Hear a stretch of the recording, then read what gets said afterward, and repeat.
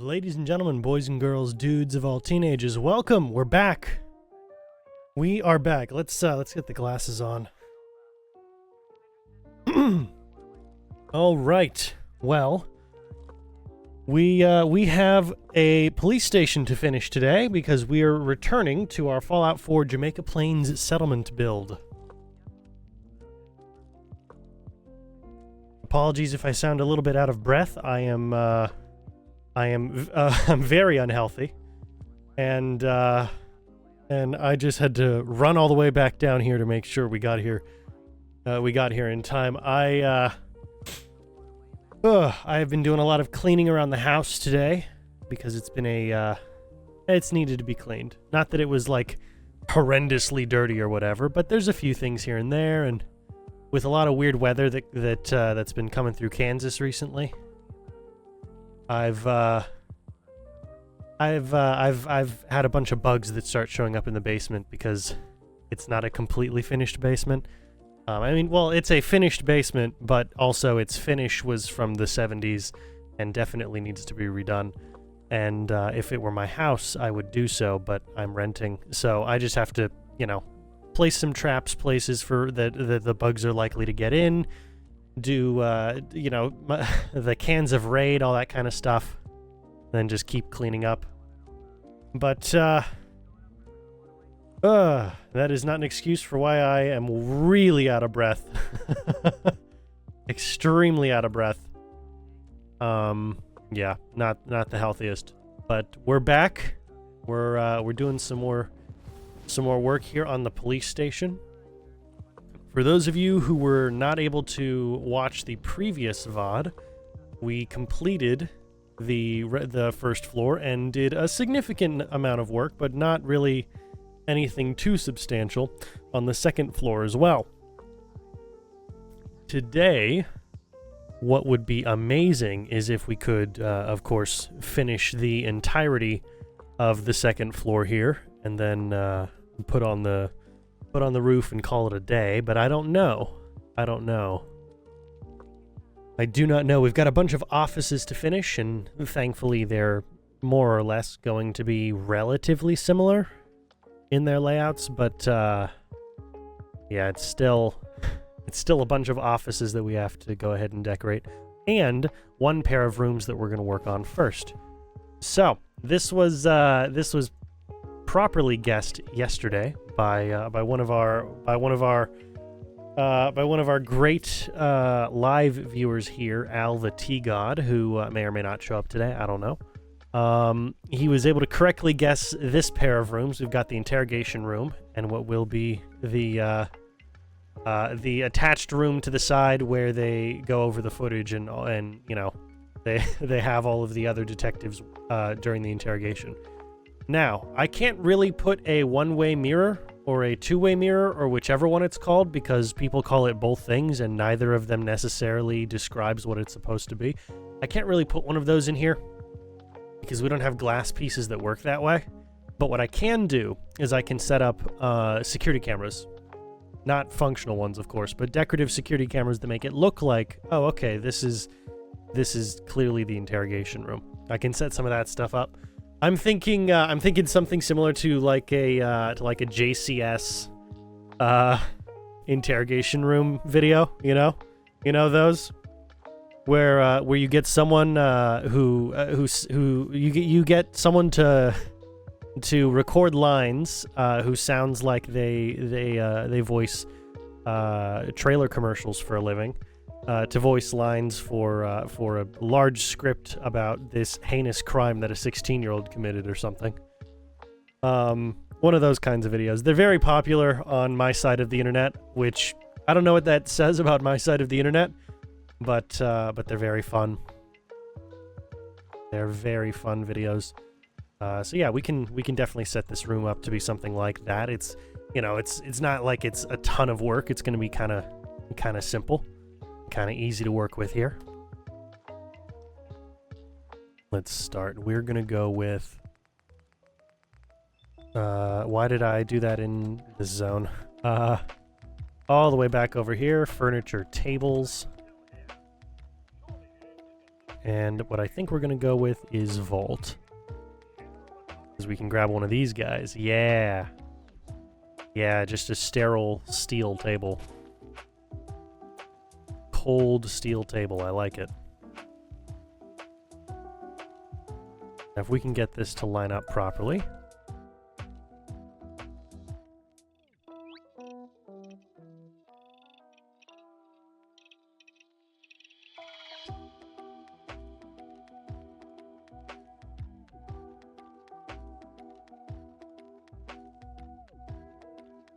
All right. Hello, NCR Ranger Bravo. Nice to see you again. I don't have any voice lines for you to record. No. No, I don't. I was just making a reference to a thing. But, you know, if I ever do end up creating a mod that requires voice lines or anything like that, I've got a few people I'll reach out to. Got a few people.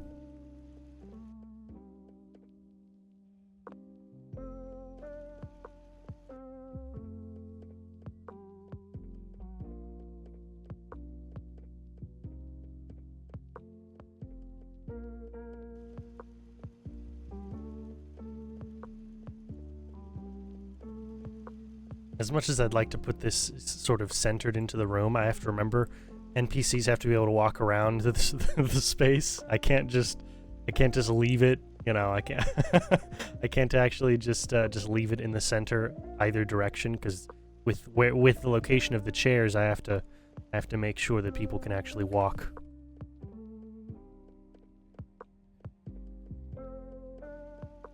Well, there you go.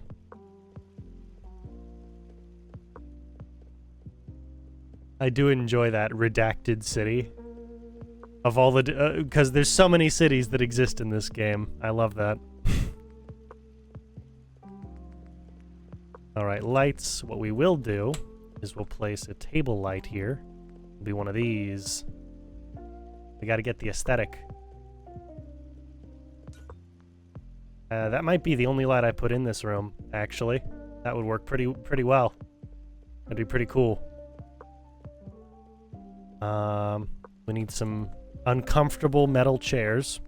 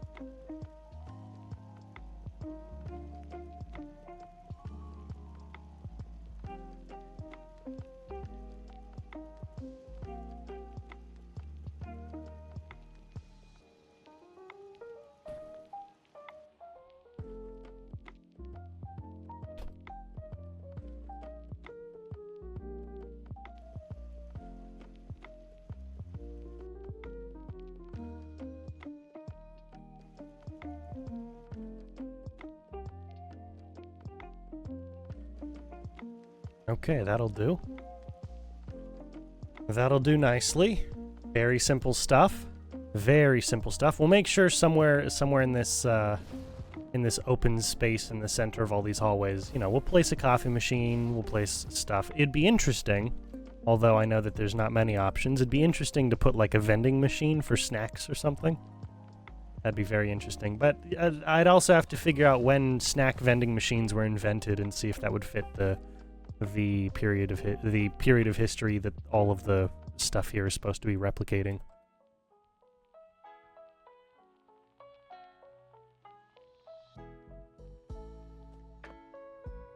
So, you know, probably not. Huh.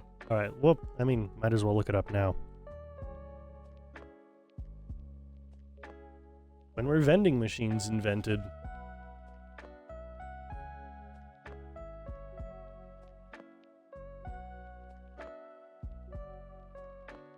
Oh man, okay. Apparently vending machines have been around. Okay, that's not really what I think of when I think of a vending machine, but I guess the vending machines have been around since the 1880s. 1887 specifically for the first coin-operated one. Which is interesting that vending machines and soda have been around for about the same amount of time. That's pretty cool. That's a weird convergence of ideas.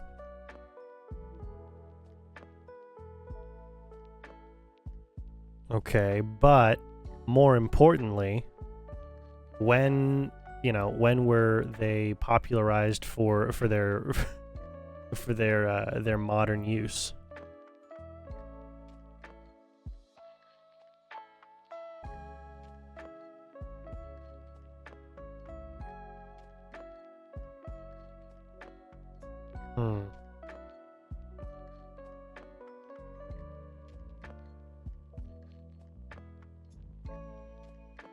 I know I'm not showing you the articles, but that's because the articles are boring and they're not really giving me any particularly important information. All right, I mean,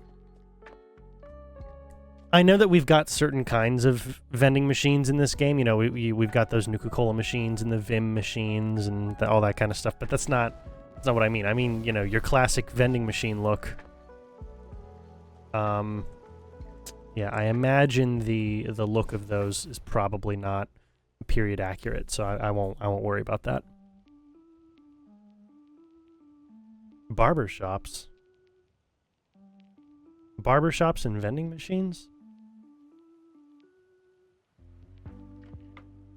I'm probably gonna need a little bit of a correlation between those two things. I'm interested to know what you mean, but I'm gonna need more information than just a word.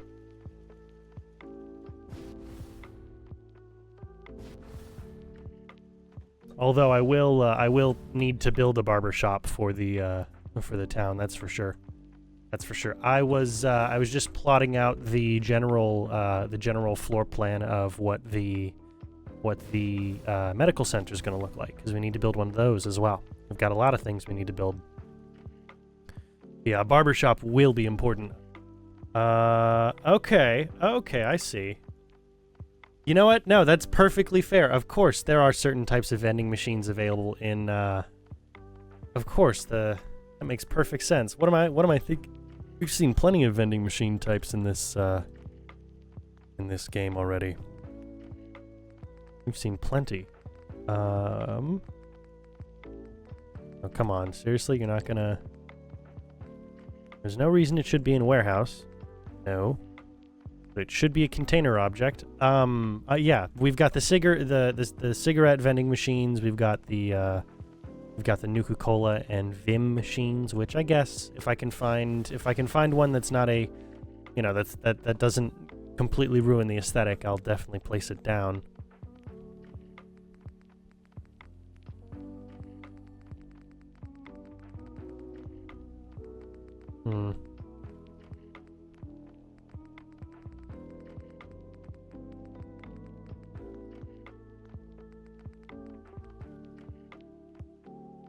Homemaker, furniture, containers. You should have something here. And I guess this is the newsstand is a type of vending machine as well, yeah? But you know what I mean. I mean the classic vending machine look. The classic, the tall steel box with the glass window and all of the items lined up in place. Like that's what I'm looking for. But it's probably not period accurate, so the chances of me finding it, let alone actually using it, if that were the case, very slim.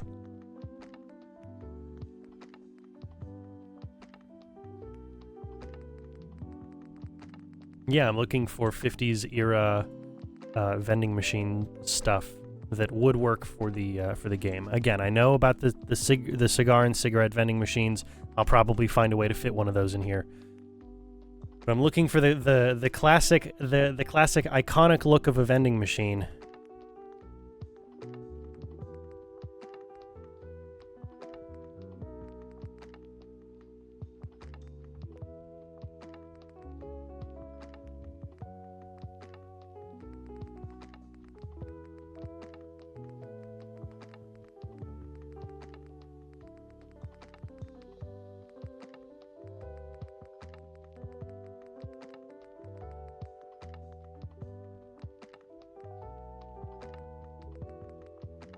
I'll worry about it later. It's not important right this second. Right now, I need to figure out, is there anything? There won't be anything else going in this room for sure. We'll just close it up, which won't be a problem. Oh, which shouldn't be a problem.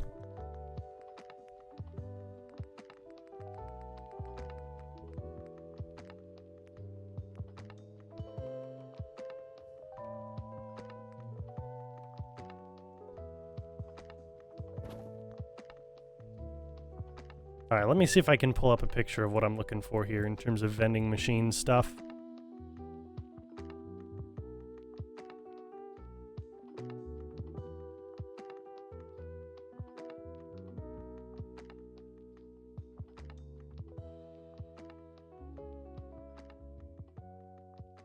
Okay, so these are fine and dandy, and I know we've got the we've got the Nuka-Cola versions of this kind of stuff. But what I'm looking for is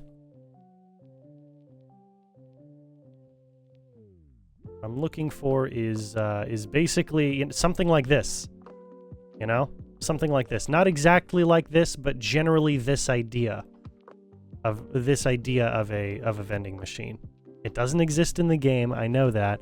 And what I was doing research on was to see if this sort of thing would be period accurate. My guess is probably not, even though this is more or less the way vending machines have looked for about 40, almost 45 years. Probably longer than that, but at least the last 45 years, vending machines have more or less had this. Yeah, some of the technology is different, like the digital screen or the buttons or something else, you know, card readers, all that kind of stuff.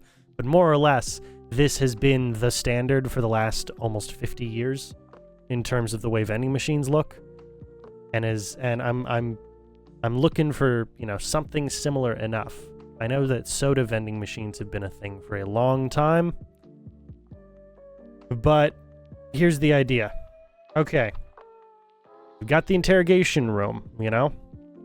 The person you're interrogating, maybe they need something to drink. That's fine. I can put like a coffee station here. Maybe they need some water, whatever. Okay, well, if they're hungry for something, well, I need a vending machine. I need a vending machine. Yeah, the Eatomatics exist, but that's not a vending machine. That's that's just like a hot plate. That's just essentially a hot plate thing.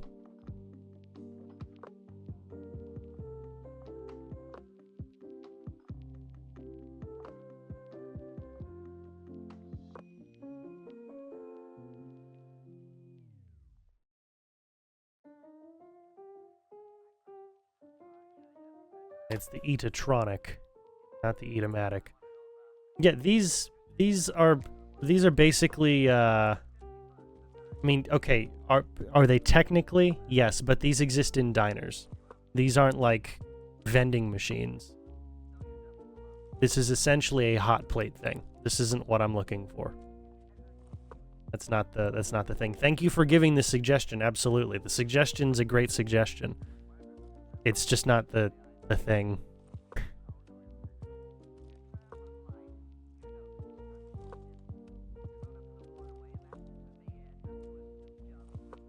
All right. Either way, it's not the biggest deal. It's not my biggest concern. My biggest concern is trying to get this building completed in a relatively short amount of time. That's my biggest concern. In a reasonable amount of time. Alright, so now... Homemaker decorations. Or maybe power? No, it wouldn't be power. It would have to be somewhere in decorations.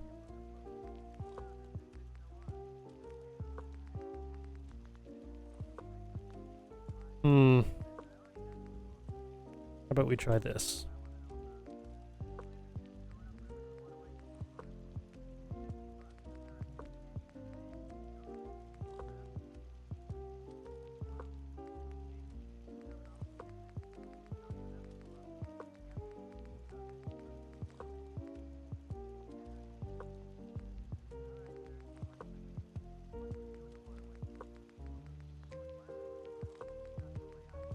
I mean, it's not anything wild. It's a, it's literally just a, literally just a settlement object that looks a certain way. Maybe it's in MISC. We'll see. Disk drive, that's interesting. You were close, I will give you that. You were very close to the general idea of what I'm looking for. But those only appear in diners. And are essentially hot plate systems. As cool as that is, I'm not looking for a hot plate system.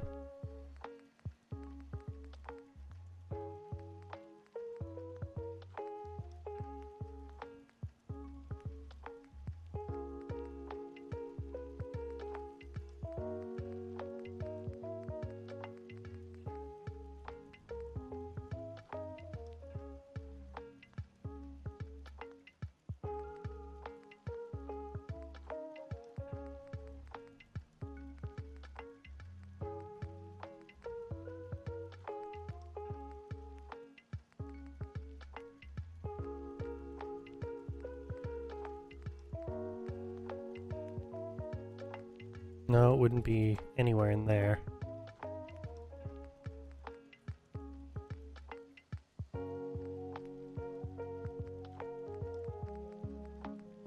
I would think that it should be somewhere in here, but no.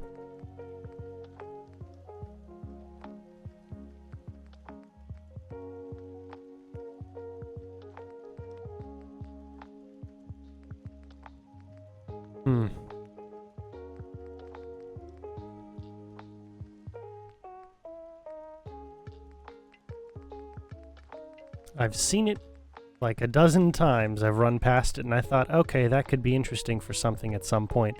I've never used it. Now, where is it? I guess there's the filled coffee cup in Decorations SOE Miscellaneous. That's nice to know. That's not the object I'm looking for, but it's nice to know. I guess if we wanted a UFO, we've got one. If we were looking for one, here it is.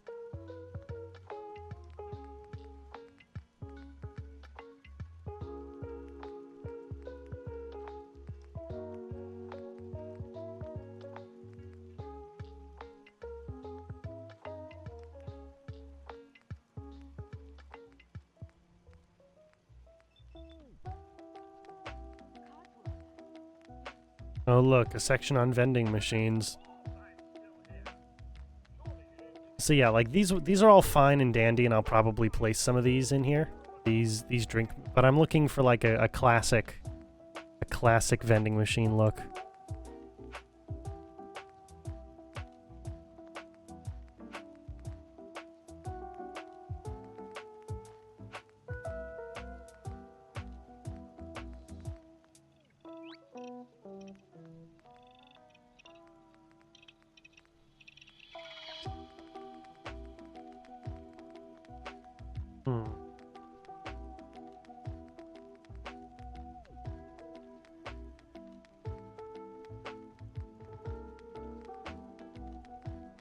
Oh, this is gonna drive me insane. I need to find this object. I know we have it somewhere.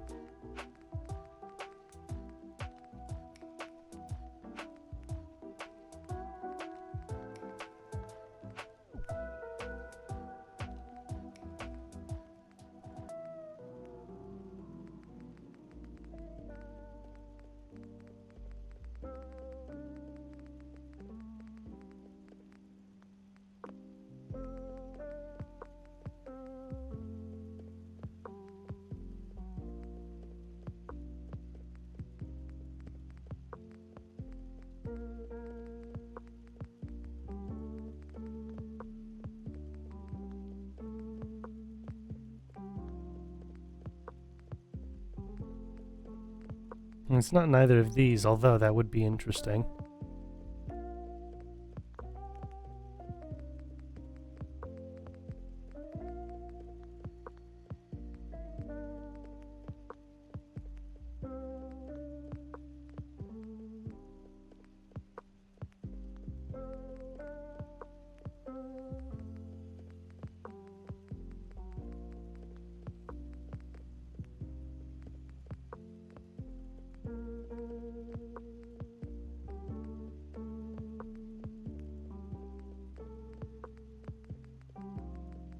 No, not going to be in there. And then in here...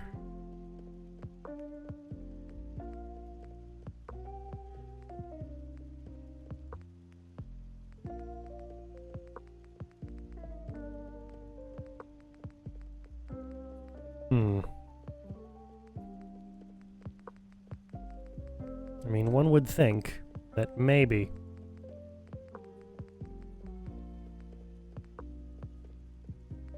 It's a very detailed pack we've got here, the Curo tab, but there's one or two things we just don't have. That I've seen before, and I've known what I want to use it for, and I just don't know where it is.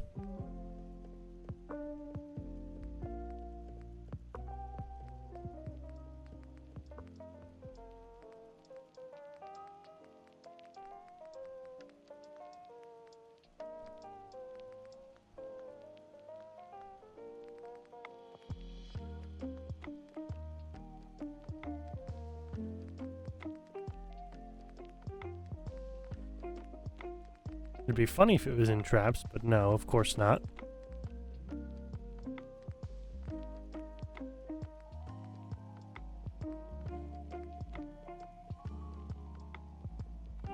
I'll worry about those in a second. I gotta know. I just have to know. It's gotta be somewhere around here.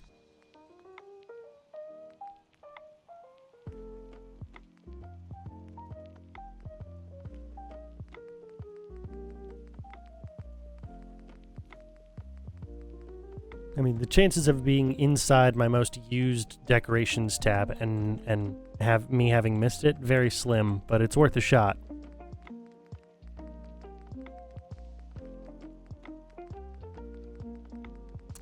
Nope. Nope. Okay. I'll come back to looking for it. If I don't find it for this episode, then that's fine. At the end of the day, I know what I'm looking for, and I can put it back if I need to. Yeah.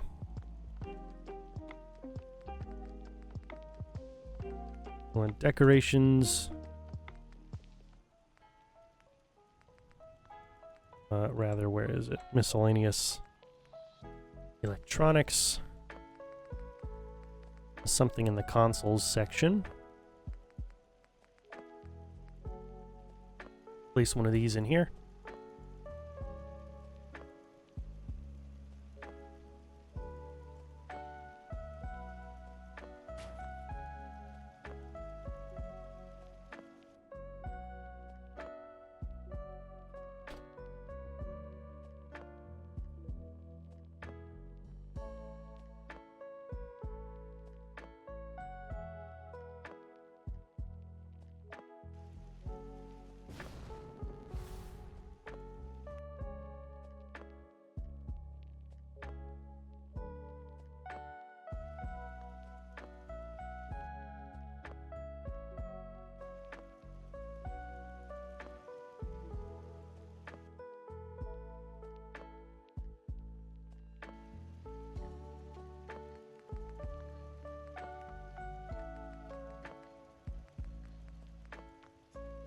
And then it would be nice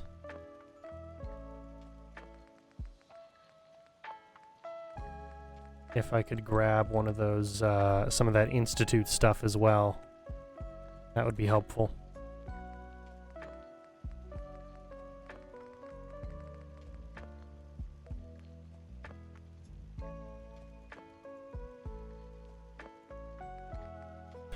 No confirmation as of yet.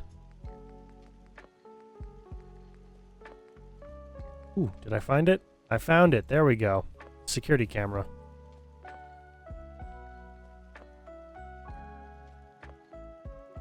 But no confirmation as of yet.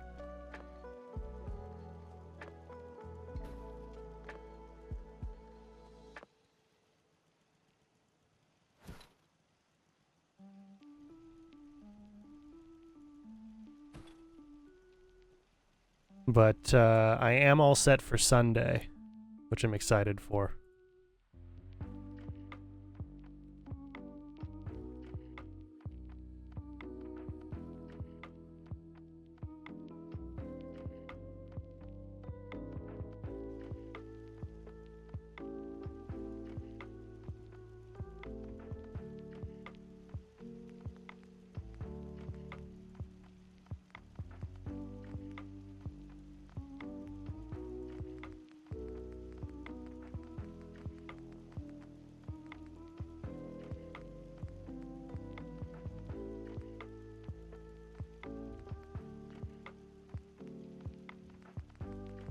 It won't be in there. Those are just supposed to look like regular pieces of tech.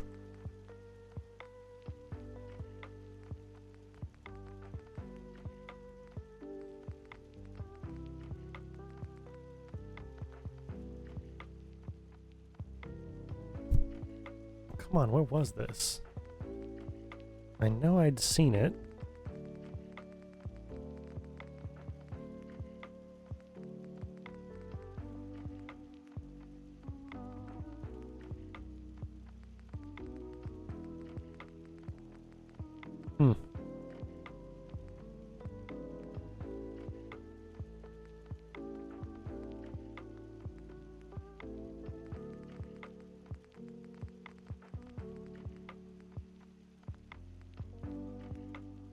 Definitely not in Mechanist. That one's easy enough to decide. Definitely not Mechanist.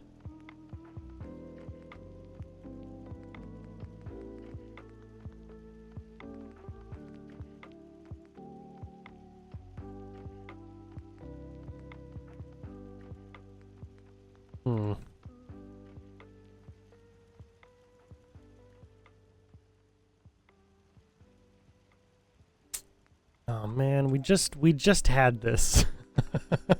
We just had this. This can't be that bad. Cannot be as annoying as all that to figure this out.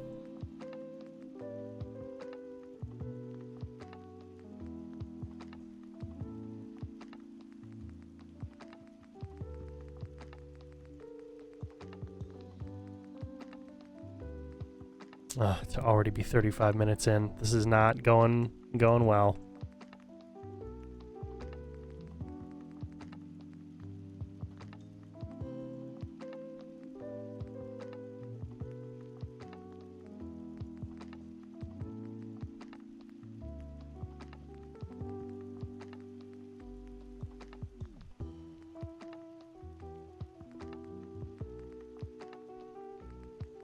Aha. This is the stuff I'm looking for.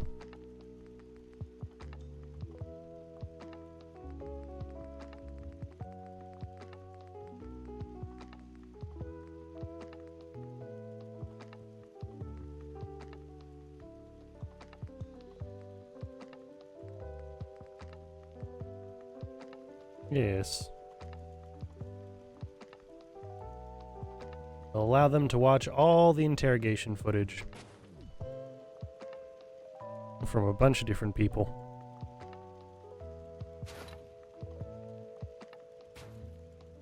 Looks good to me. I mean, these are going to be pretty sparse rooms in general. It's not like we need to put a ton of work into these. We'll need to put a chair, maybe a table. Yeah, I guess we could put a table in the back. The door swings inwards.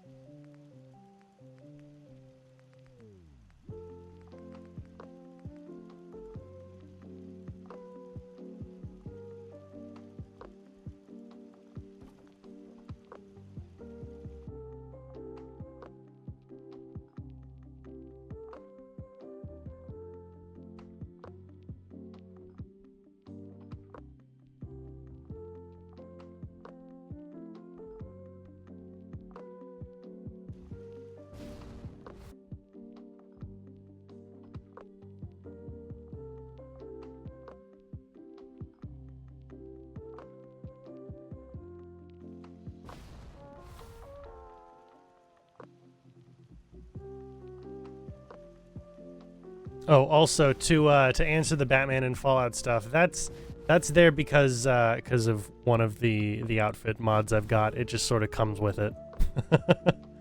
It just sort of comes with it because I've got the Nightmare Batman outfit that this version wears. Then that one kind of just comes with it. I don't really like the Batmobile object as a settlement object, but it's there.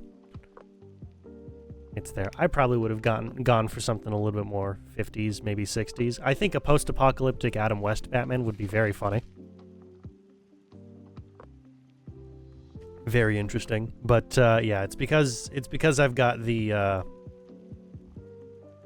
bat suit as an armor piece. And then we'll need a light in here. But that should be it. That should be it. Ooh, what happened here?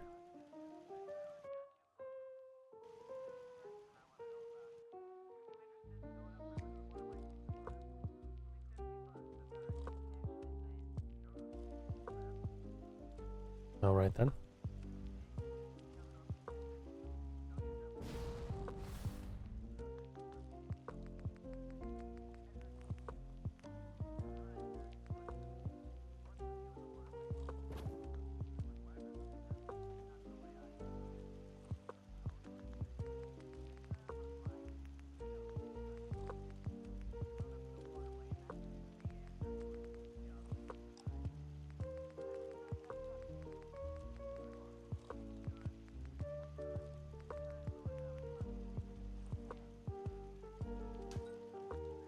I mean, I do really want to put more work into this than just have these objects here, because this seems too sterile. So we'll put a few things. We'll put a few things. It wouldn't be me otherwise.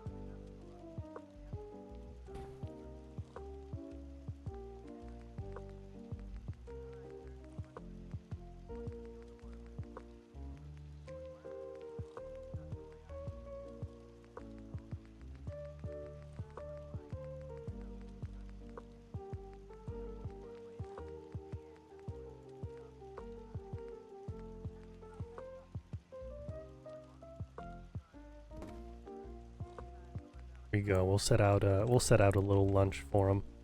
A little bit of food. These TV dinner trays look terrible. Why are the clean ones not an option?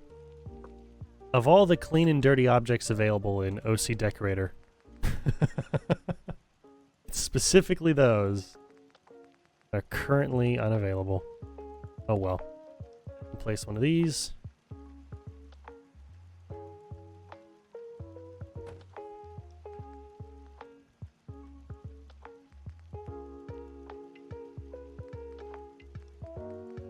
Let's see if there's an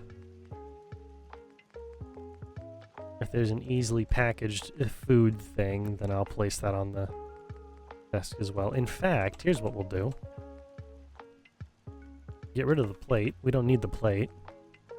We'll place a noodle cup. There we go. That'll be good.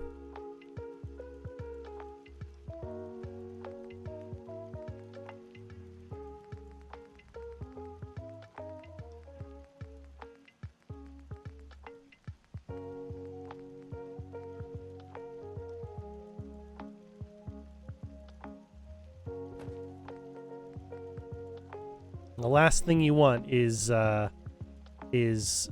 smoke cigars or cigarettes in an enclosed environment with electronics. However, this is the 1950s of the future. They don't know about how smoking affects you. That's not a thing. They'll just continue. All right, we'll also grab a couple books, just as, you know, as they're going by. Someone's gonna get bored in here. If there's like an 8-hour interrogation, someone's gonna get very bored sitting in here.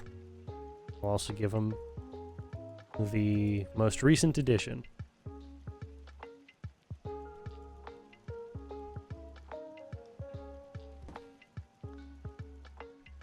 All right, see, that's more me. That's much more me. There's some decoration in here. We don't have to go too crazy with it. We'll put a clock on the wall. That would be a smart move.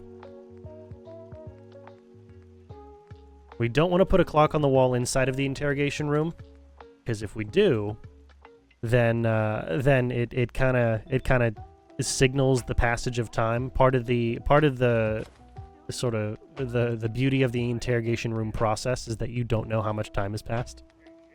It's all about mind games and psychological warfare inside of an interrogation room.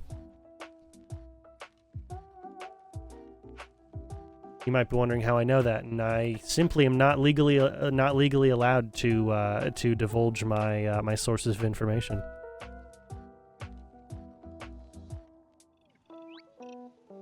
It is against my best interest to tell you.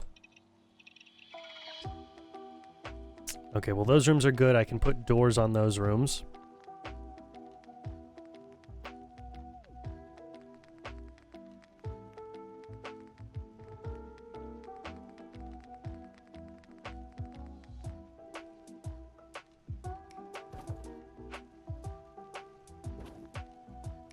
There we go. We should also place doors on... Ooh, wait a second. We've got some exposed lighting. How did that happen? How did I forget about those yesterday? What was I thinking?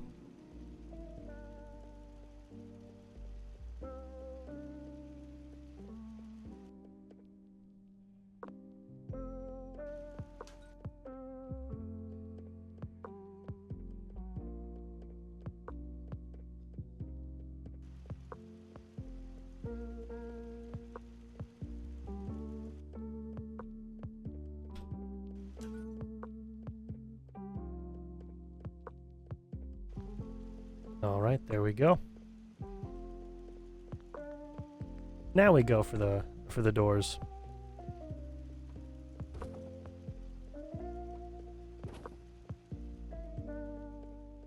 Wonderful. Well, it closes up a lot of space, but really not all that much space in the long run. Okay, if I am to decorate each of these offices, I need to figure out what the wallpaper is going to look like. So how about we decide that? How about we go with that as our next bit? Might be jumping back from the offices to the main section here and there, but we're going to start with the offices.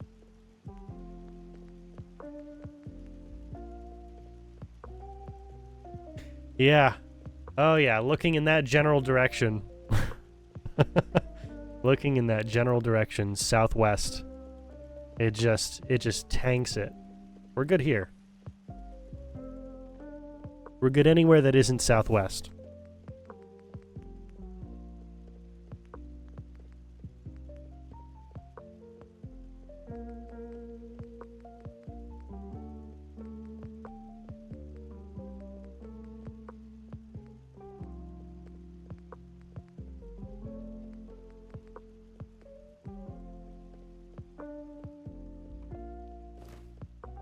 Okay, seriously, where did I place that?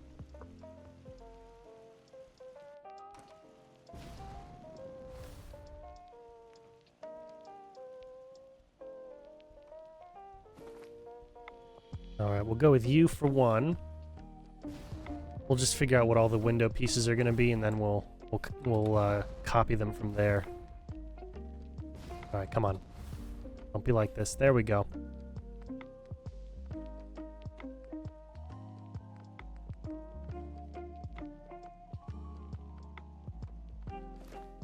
Oh, and we're definitely doing the, we're definitely placing down the wood trim inside the offices. They're all spaced out properly so that I can do that, which will be nice.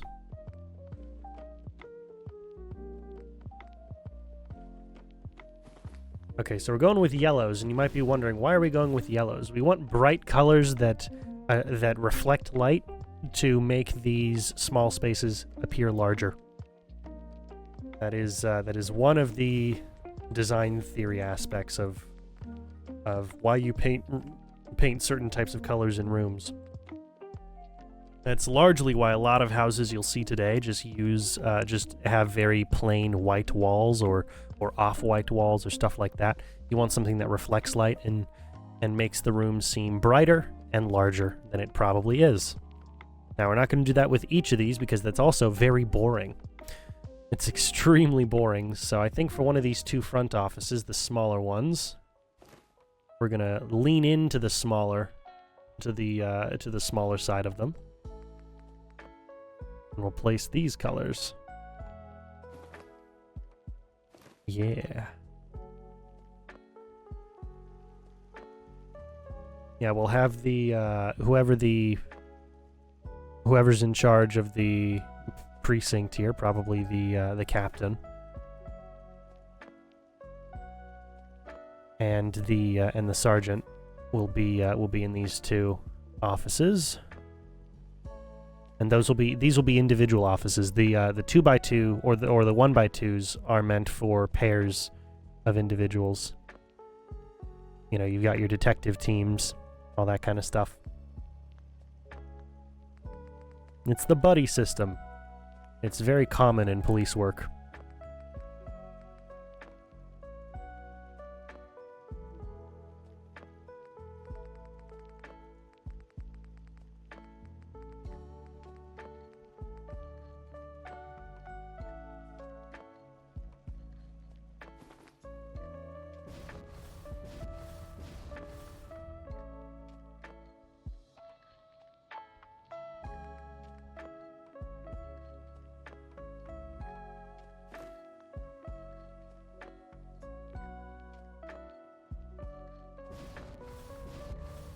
We need to figure out what to do for this room, don't we? Okay, you know what? Here's what we'll do. We will go with one of our classics. One of our classics just because it's easy to work with and we use it all the time. There we go. It's bright, it's colorful. It will certainly make the space feel larger, and we use it all the time, so, you know, it's not bad. Yes, exactly. Optical illusions. Optical illusions are an amazing way of improving the look and feel of any given space. It is a common trick in architecture and design that when you have really small spaces, you use optical illusions to make the individual living in that space or using that space regularly feel like it's not a burden, even when it totally is a burden to use that space. Honestly, it's the mark of a good architect or designer to be able to do that. It really is. Because you can have some horrendously small locations, and I'm not talking like tiny house stuff. If you're getting into the tiny house market, you're getting into the tiny house market because you actually want to be in the tiny house market. You're looking for that sort of thing. Otherwise, we're talking about general everyday use. If a house is small out of necessity versus out of aesthetics, two very different things. If a house is small out of necessity, then you want to use optical illusions to make it not feel small. If the aesthetic of the house is that it's supposed to be small, then you're probably okay with the house being small. So those are built for very different reasons. Very different reasons. All right, we'll go with those. Yeah, all that works. All that works well. Now we'll just go with the we'll go with the doors next. Yeah. Why not? We'll go with the doors next. And then we'll go with the full wall pieces, because the full wall pieces, I don't know, I don't have a specific reason. I just like to do the full wall pieces last.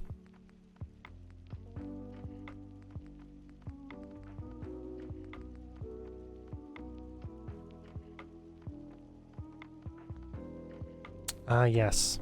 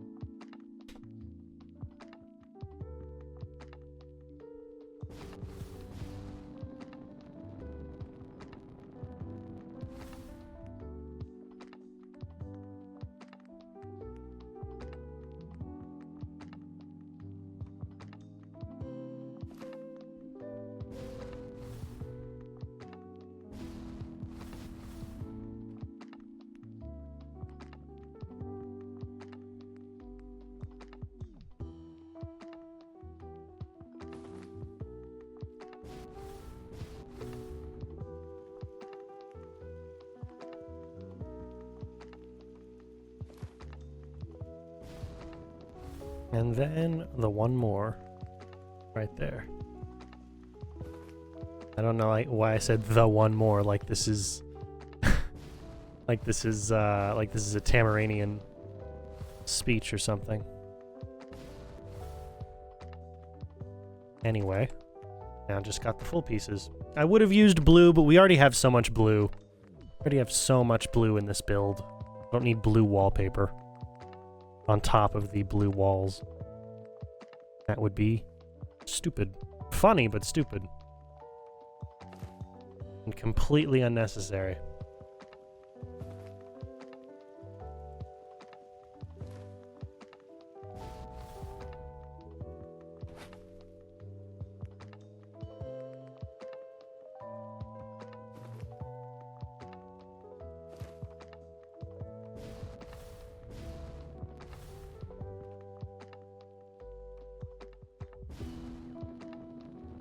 Okay, so we need 3 greens.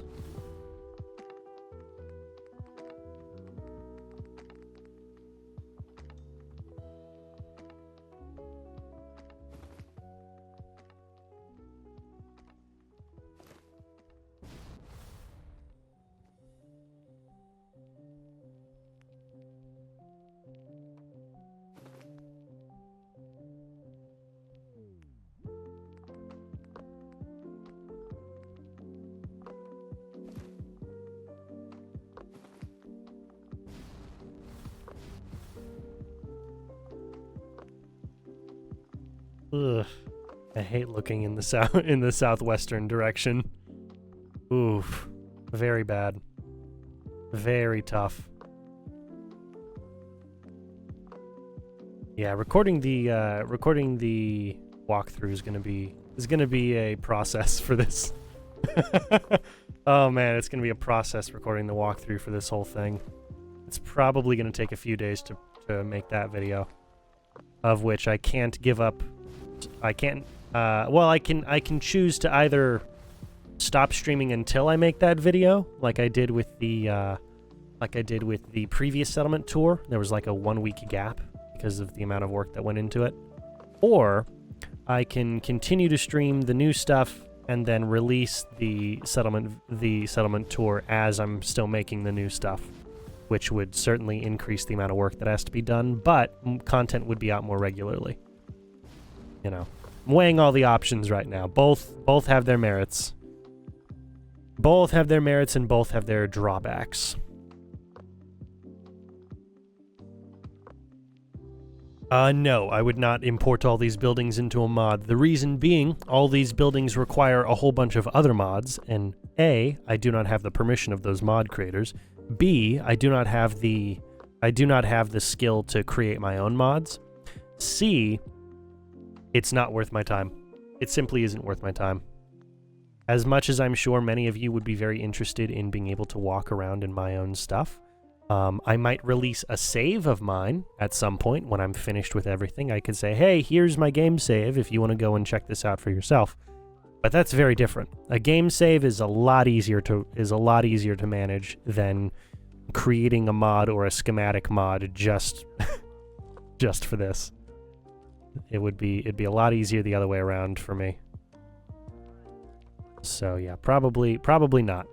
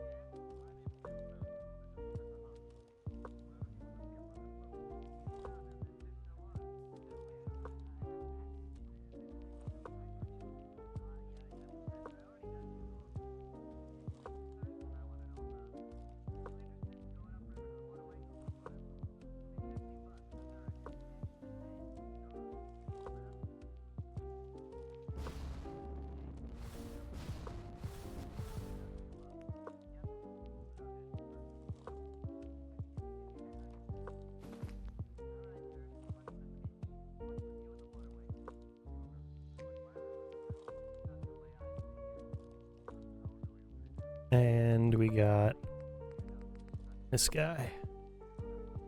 My least favorite one to place, because it always has difficulties.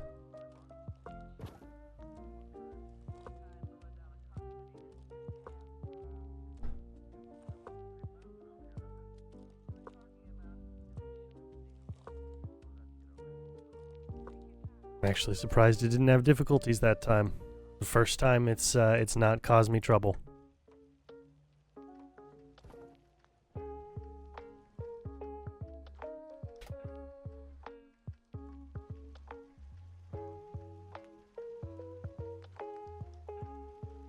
Oh, that lag. Holy crap, that was bad.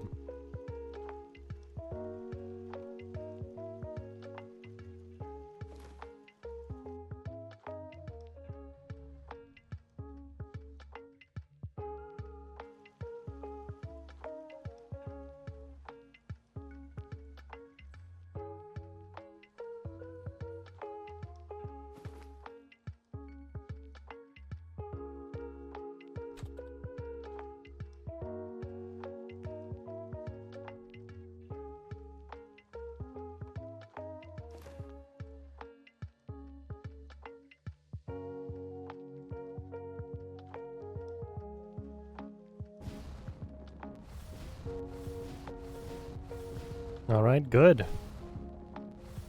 Now we just have 4 more rooms. 4 more rooms, but they all can use everything that's not a they can use a bunch of stuff that's not the three long pieces. We can just use the standard wall instead of wall and a half. Ugh. Hello, Alva T-God. You might be late, but do not worry. The only things that we've done so far is spend 30 minutes looking for a video camera object to place inside of the interrogation room, and put wallpaper on walls, and that's it. Also, I will go on a 10-minute discussion about vending machines. So, you know, all in all, pretty average day. Pretty average day so far.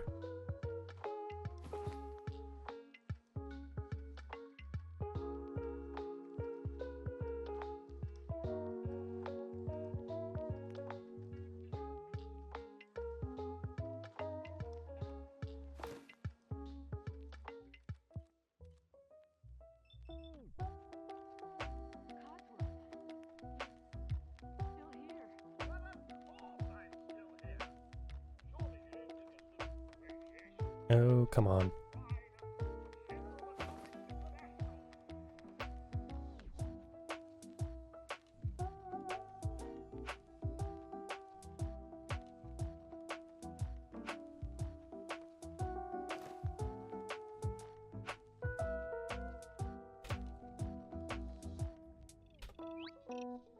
Yeah, vending machines. It was, honestly, it's not worth my time getting back into it. It was a thing. It really was one of the discussions of all time.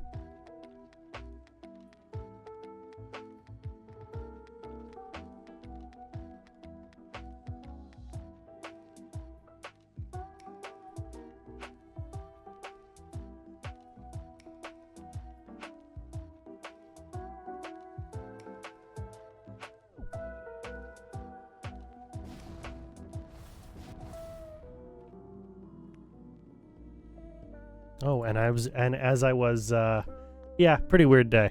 As I was informed, for those of you who do care, Counter-Strike apparently released a new operation for the first time in like 2 years or something. I don't know.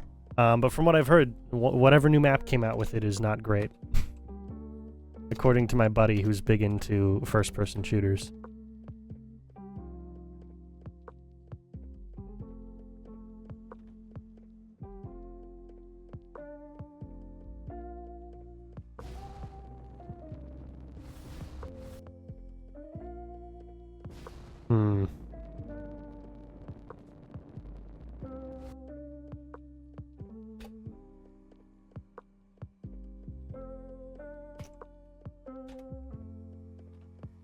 I don't know. where that missing object is, but it's somewhere. It's somewhere, and I have no idea where that somewhere is. All right, then.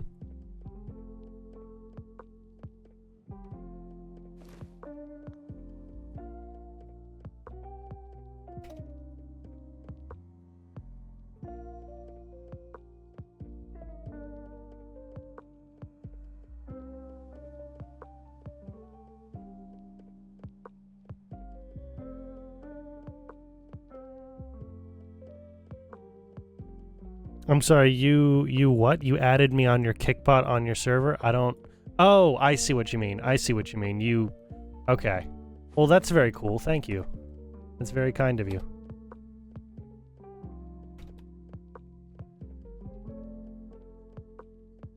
Yeah, it took me a second, but... Thank you very much. That's very kind.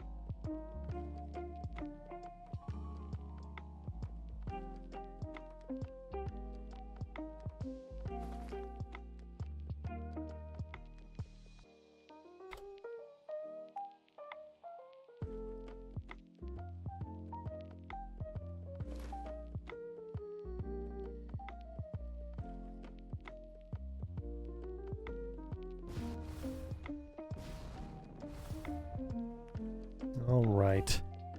I wish there was more really for me to say right now, but I am just really focused on this. Actually, no, I know exactly what to talk about.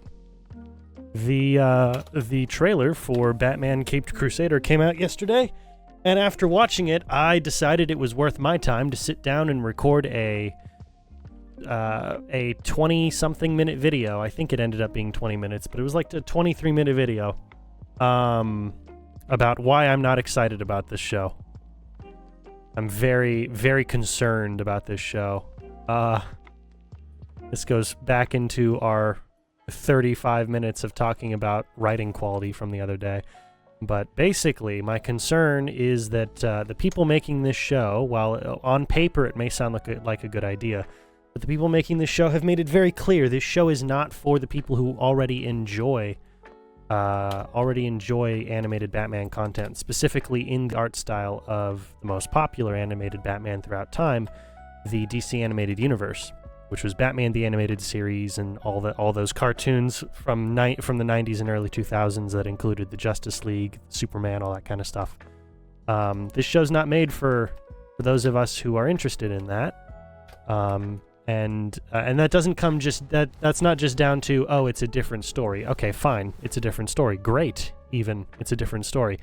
They've made it clear through all of the marketing of this, through all of the interviews that have been given, through all of the things that we know about the show before the show comes out, that this show is made in the same vein as all of the other superhero content in the last 9 years, but just to be generous, in the last 5 years.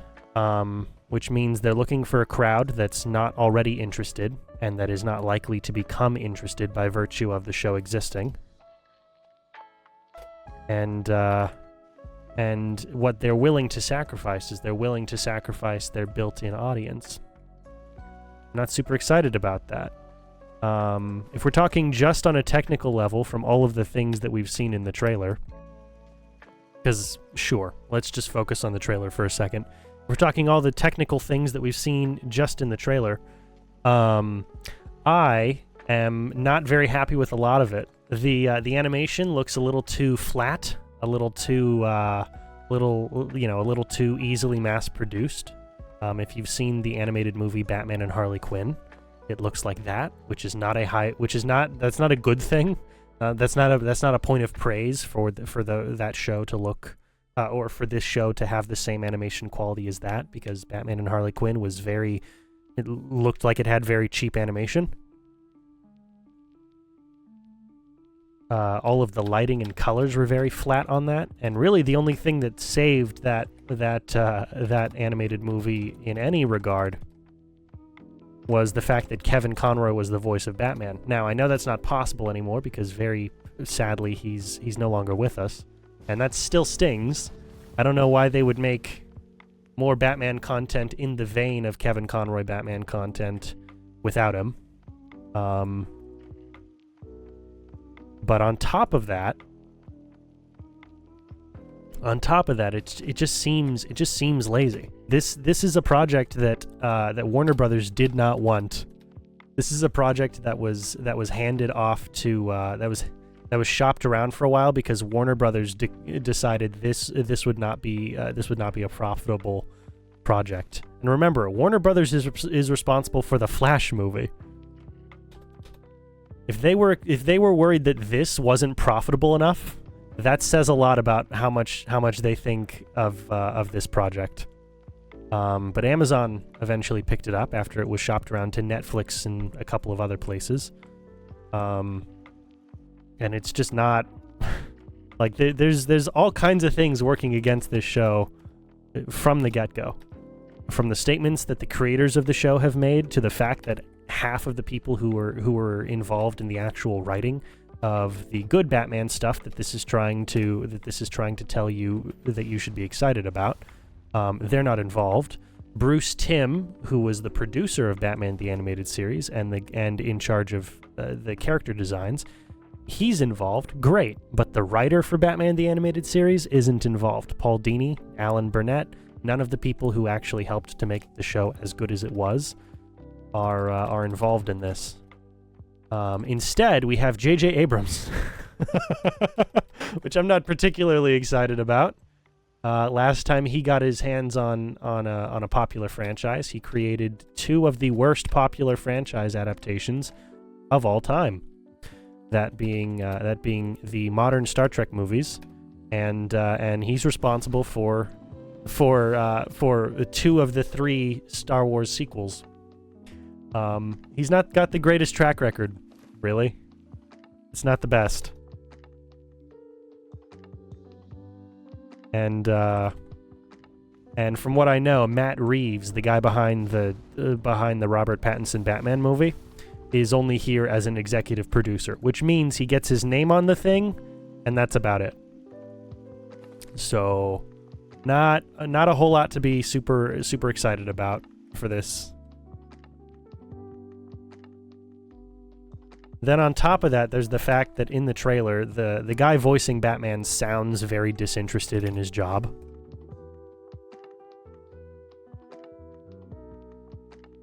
Which should not be the case. Batman should be very interested in what he's doing. Otherwise, why the hell is he doing it?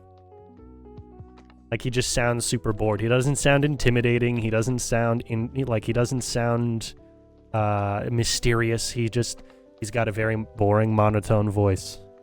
He basically sounds like this, and this is what the Batman voice by the current voice actor, whose name I believe is, I know his last name stands out more. His last name is Linklater. I forget what his first name is. He's a perfectly fine actor. The entire cast, really, they're perfectly fine actors. This just doesn't seem like a great idea. I don't think this is going to go over too well. Also, it's supposed to be set in the 1940s. And when you realize it's supposed to be set in the 1940s, not the aesthetics of the 1940s, it's supposed to be set in the 1940s, then you'll realize why certain choices for the characters and the way that they've been depicted make absolutely no sense. And it's just, they're setting themselves up for failure by doing this. This is just not a great move.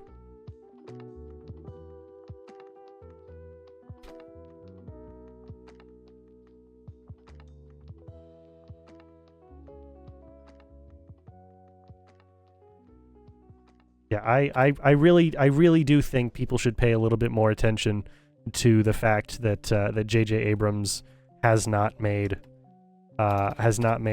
great adaptations of franchises that he's been a part of. He hasn't. He sank Star Trek and is responsible for all of the crap Star Trek shows even. that have been around for a bit. He's like, without him, those shows would not have gotten off the ground. He's responsible for the Star Wars sequels. Yeah, he's responsible for the Star Wars sequels. He's responsible for 2 of the 3 Star Wars sequels. One of them is generally held to be an okay movie, and you know what? If that's your opinion on Episode 7, that's fine. It's the most okay of the 3 of them. But he's it's bad. It's so... This is not a good idea. This show shouldn't have happened. If Warner Brothers did not want this Batman show, why? Like, that should tell you a lot about how bad this show is likely to be. Warner Brothers has released a bunch of bad superhero content in the last 5 years, namely the Harley Quinn show, My Adventures with Superman, which is not the worst thing in the world, and a lot of their DC animated movies in the last few years are just bad. Now, thankfully, the DC animated movies are bad in a different way. They're not bad because they're trying to tell you something and they're trying to force an idea down your throat, unlike really everything else that J.J. Abrams has his hands in. But they're bad just because they're poorly written, which is a lot easier to stomach. But Harley Quinn is a horrendous show. It is a horrendous show. On multiple levels, but especially because it is supposed to be, because it's supposed to be, you know, turning Harley Quinn essentially into a Deadpool figure, except we're also going to use her as a mouthpiece for all these different ideas. It's just really stupid. This is a half-baked idea. This is a half-baked idea. It needs to go back into the oven. It needs to go back into the oven and be given some more time, or scrap it and work on something else. This shouldn't have been made in the first place. And before, okay, this is also another failure of modern television production. There was a time in history, not too long ago. There was a time in entertainment history where if you wanted a show to be granted even one full season, you needed to produce a pilot and prove that and have that pilot succeed, have that pilot meet certain metrics. You know, it needed to be able to pull in X number of viewers. It needed to satisfy the needs of the executives, but most importantly, it needed to be able to prove that it could make money. So you had a very small budget. You had which limited the types of actors and actresses that you could hire. It limited the kinds of sets and the kinds of locations you could visit.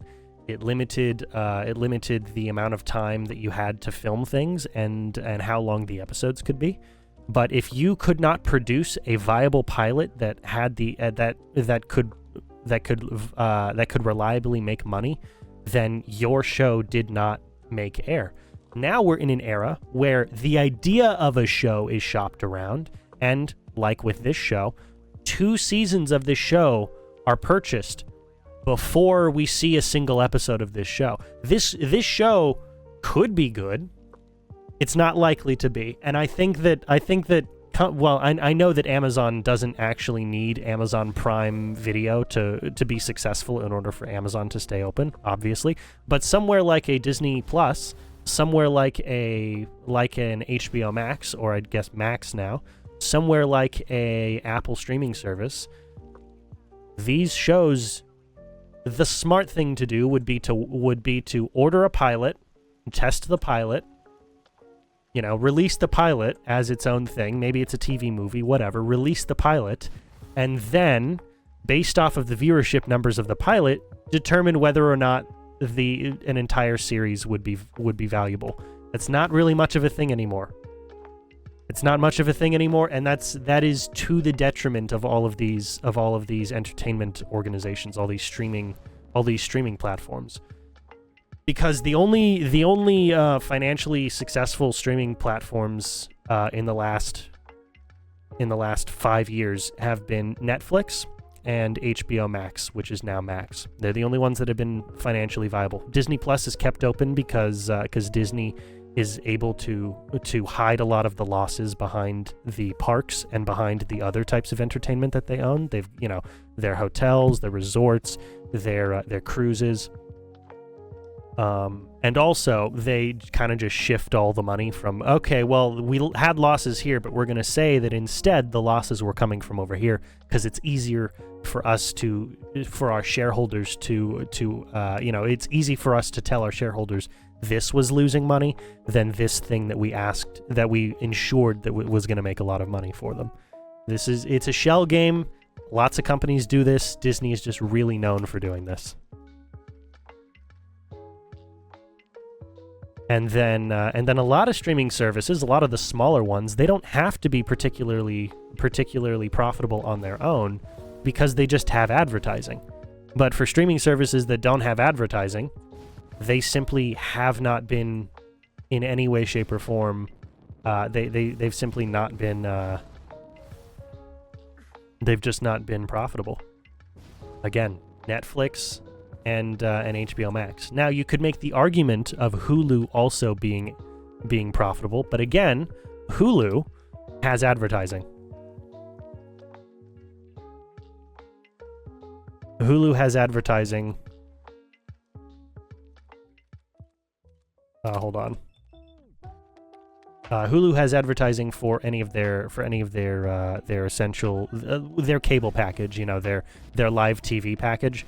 They've got advertising for that. They also at different tiers they advertise differently. So yeah, they're viable, but I'm not talking about streaming services that thrust advertisements on you as sort of the default. Now, Prime is getting to that position because Amazon realizes that it's not making money in its current form. I wonder what they mean by this. What could this possibly mean when they say that it's not making money? Well, instead of changing their content strategy, their decision has been, how about we just charge people more for Amazon Prime, or how about we just create another tier for Amazon Prime? That's not a great idea. It's not going to work out in the long run. I mean, we've seen this before. We've seen why it hasn't worked before and why it will continue not to work. HBO Max is HBO Max or now Max because it was combined with a bunch of other things. The HBO streaming service was combined with Cinemax, which was also combined with Discovery, and now it's Warner Brothers Discovery, which is, I believe, owned by AT&T. And like they've had to be bought out like 4 or 5 different times. This isn't great. It's not a great position to be in. And they're not hedging their bets by releasing these half-baked shows that are designed and explicitly so, as stated by the creators of the show. Their goal is to present certain ideological concepts as the message. That's not the best idea. If you want to bring in a large audience, you make something as appealing to as many people as possible. And if they want to retain the audience that already cares about Batman, like myself, like, you know, I would say probably like half the people in my generation, certainly most of the people in my sphere, if you want to retain that, why would you risk your audience's support for the sake of a political argument? Why would you do that? It doesn't sound particularly smart to me. And these aren't stupid people. It's just not a smart move. Sorry, that was a lot, but I'm happy I had something to talk about. Because I made a video about this yesterday after I saw the trailer and after I'd already finished all of the VOD stuff. I made a video about this because it just infuriates me that they would continue to make these mistakes. That this is something that they're continuing to push. We've seen how it's worked over the last 9 years, and if you want to get really granular, fine. I'll give you the first 4 of those years. But we've seen how it's been over the last 5 years, and every single superhero project whose core audience has been an audience group that is not already interested in superhero media, or whose core audience is supposed to reflect the opposite of what all of this media is, or than what all this media speaks to, the audience never shows up. The audience never shows up, and and the project falters. It just ends up failing. Why would you want to set yourself up for failure? Like, how is that an intelligent move? How is that a smart move to make? These are the same people who created, what was it, 14 years of some of the best animated television in history, shows that have won handfuls of Emmys for their writing quality. These guys, well, not even all of these guys, a third of these guys are responsible for this show, and it's not even the third that really were, you know, kind of instrumental in this process.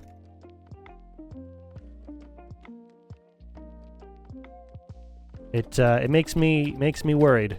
Makes me worried. Yeah, the voice cast is fine. The voice cast is fine. It's just everything. It's everything else surrounding it. It's just not a well thought out idea. It's not a fully baked concept. It needs a bit more time in the oven, and more often than not, it probably just needs to be redone entirely. You probably just need to just throw it out and work on it from there.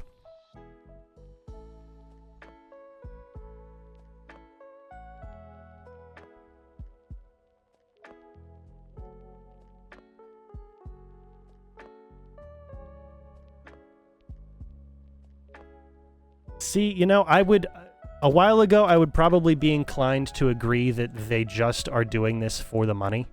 I would be very inclined to agree. And I'm sure that the shareholders, absolutely, the shareholders are not extremely well versed in any of this stuff. I'm absolutely certain the shareholders don't care about the quality of the product. The shareholders don't care that, you know, the fan base isn't going to like it. Of course not. It's not the job of the shareholders to care about that stuff. The job of the shareholders is to try and generate money, is to ensure that the company continues to generate profit. Absolutely. I don't have a problem with that. At least the shareholders' priorities, those are clear. The shareholders have very clear priorities. Makes perfect sense to me. It's the fact that the people in charge of making creative decisions for these projects have always been very vocal about their positions on things. They've been extremely vocal for the last 9 years, but again, if we want to be granular, I'll give you the first 4. In the last 5 years especially, have been extremely vocal about their political positions and why it's the good thing to push a political position in a piece of entertainment. And it never works. It never produces a profit that way. It just doesn't. It just doesn't. It's the people making creative decisions. Now, you might be wondering, and I certainly was for a long time, well, why won't the shareholders just remove those people from power? Because of the political messages that are being pushed. If you fire someone who holds a certain belief that is seen as the virtuous idea in society today, then you are assumed to be against the idea, and therefore you will get canceled online for X, Y, or Z reason, even if the reason you fired someone is a completely justified reason. That is the fear. Even whether or not it ends up playing that way, the fear is that that's going to happen. And because these people remain afraid, because the shareholders remain afraid, these decisions are continually allowed to be made. Now, a few months ago, a guy by the name of Nelson Peltz tried to just win one seat on the shareholders board for Disney, just one single seat, and Disney created an entire campaign trying to block him from getting a position. Why would they do this?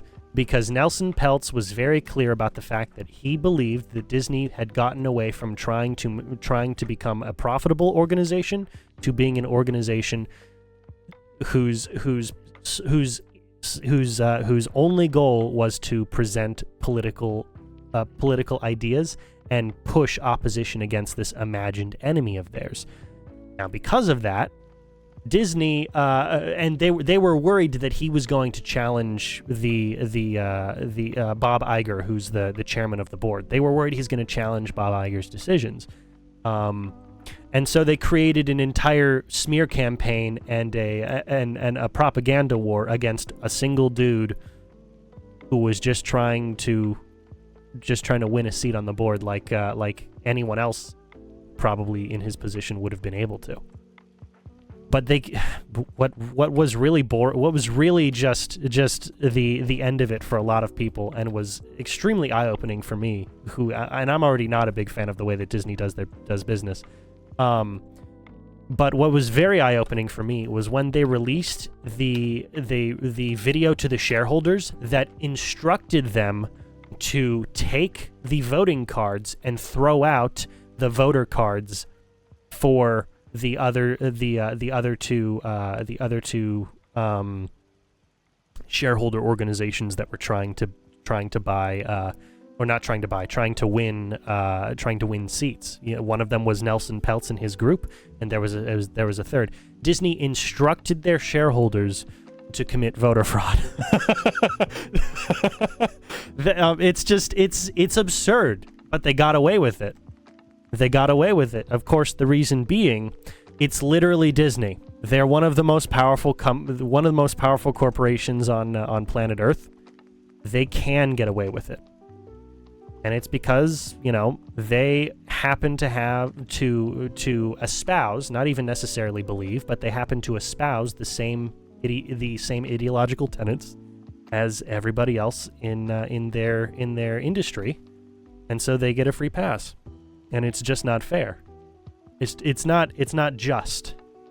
There's no justice in this. If they're interested in the concept of justice, there is none in this case.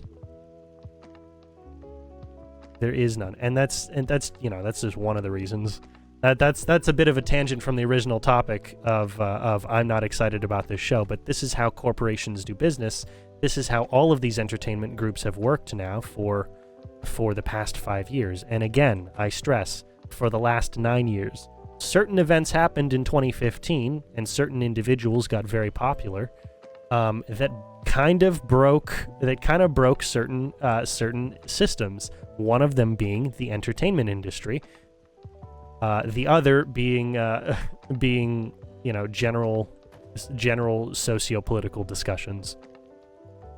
That's not to say anything good or bad about this individual getting popular. It's to say that because this individual became popular, more people became aware of all these discussions, and these discussions became more fervent, more public. And it's just boring. It's so tiresome. And I want it to be over with. I just want to have a good Batman show. And this isn't going to be it. There is a chance this is good. There's a snowball's chance in hell, but it is a chance that this show is good. And if it's good, I will praise it from the rooftops because I want a good Batman show. But my guess is it's probably not going to be good. Given all of the evidence that we have, given all of the evidence of shows prior, of all the other DC projects in the last few years, barring one or two of them, given all the other superhero projects in the last few years, barring a handful of them, the chances are it's not going to be good. And that's bothersome to me. That really hurts. It really tears at me.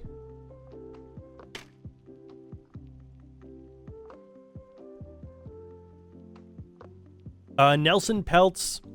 I mean, okay, so the thing about Nelson Peltz, like he's not, 100 richest people rich. He's in charge of a corporate a shareholders group. So yeah, he's got money, but most of the money isn't his. It's his investors' money. And what he was trying to do is trying to help his investors make smart decisions. He himself, yeah, I'm sure he's rich. He's got several $1 million, but he's not like, he's not. It's millions, not billions here, and I'm sure that had some amount of play in it, but it's not like he's not 100 richest people rich. He's rich by the standards of any normal person, but he's not rich by the standards of rich people.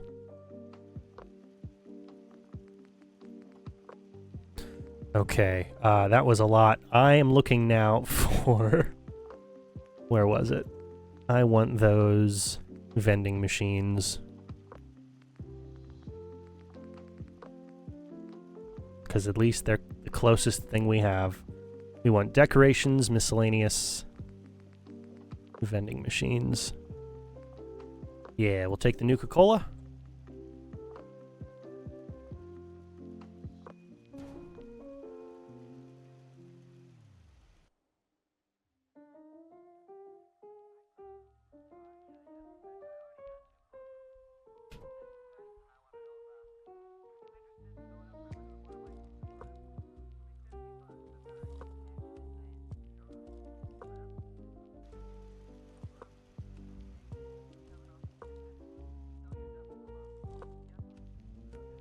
And we will definitely go with the Vim as well. Vim supremacy over here. No, I'm a Sunset Sarsaparilla kind of guy, but Vim is supposed to taste similar to Moxie. If you've ever had Moxie, it's a very regional soda. It's very much an acquired taste, but it's good. Moxie's pretty good.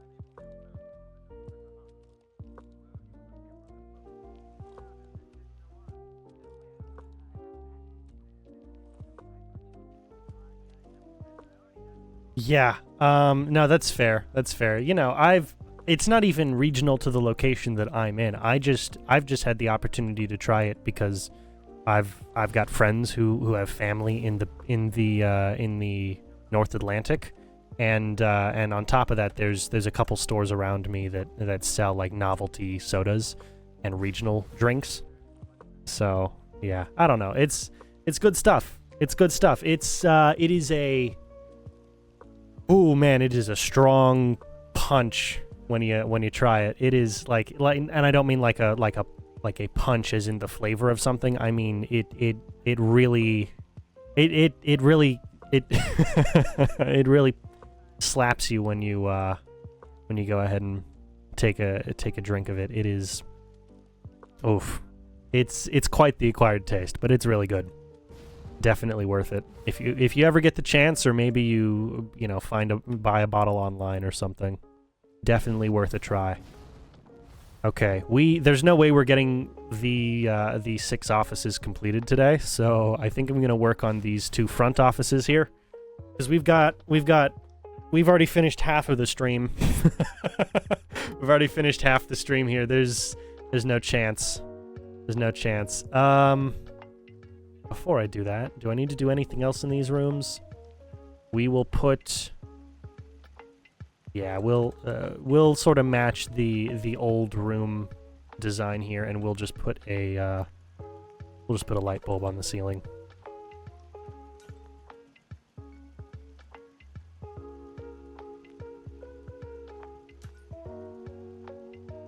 And then we'll go ahead and put in doors.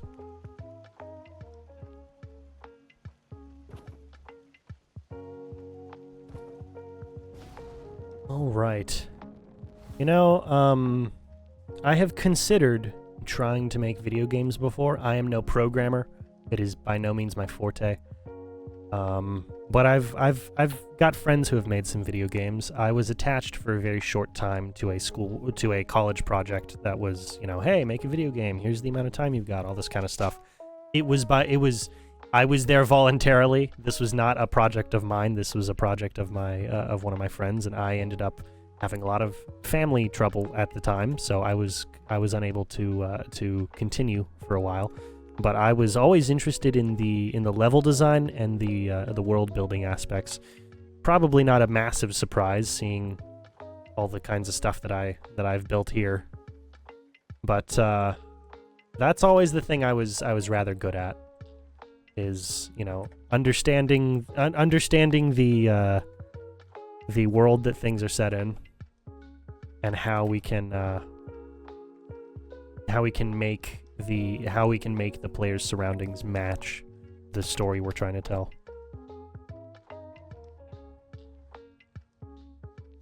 That was always the thing I was most interested in.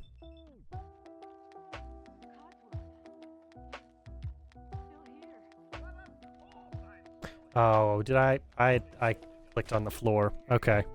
That's annoying.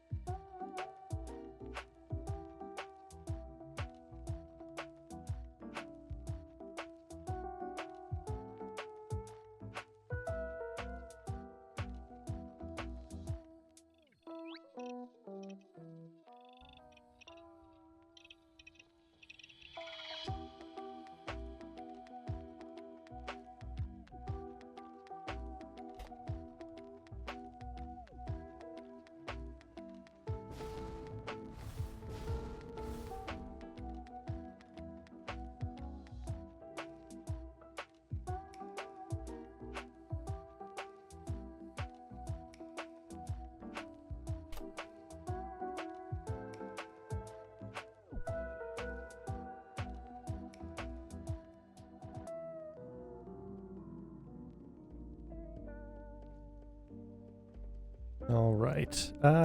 Yeah, I'll go place the other table. Why not? Or desk, rather. I'll go place the other one. Probably worth it.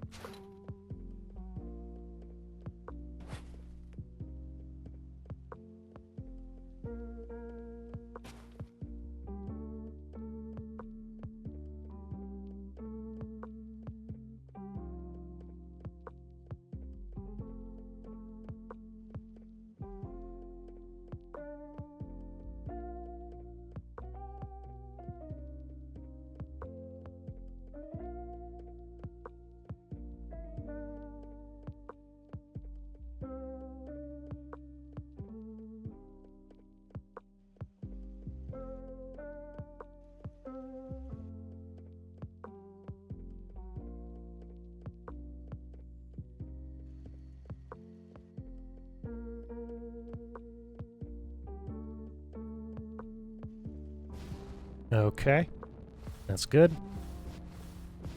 Yeah, that makes it a lot easier. Now I can just place all the other objects.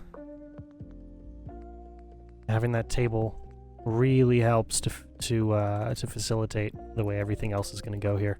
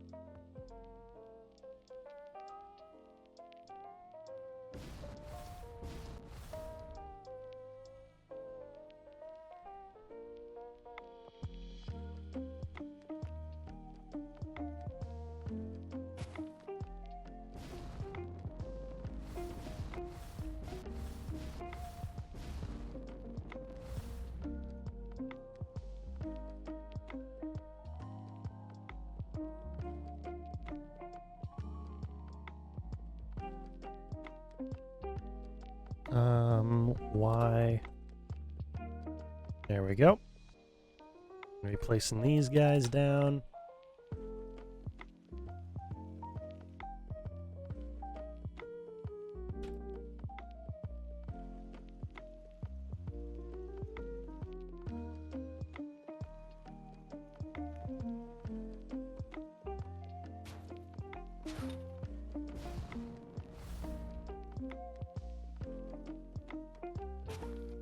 Okay, now we'll go for the chairs. We've done this setup before. This is all rather standard stuff. Nothing too crazy, nothing too wild.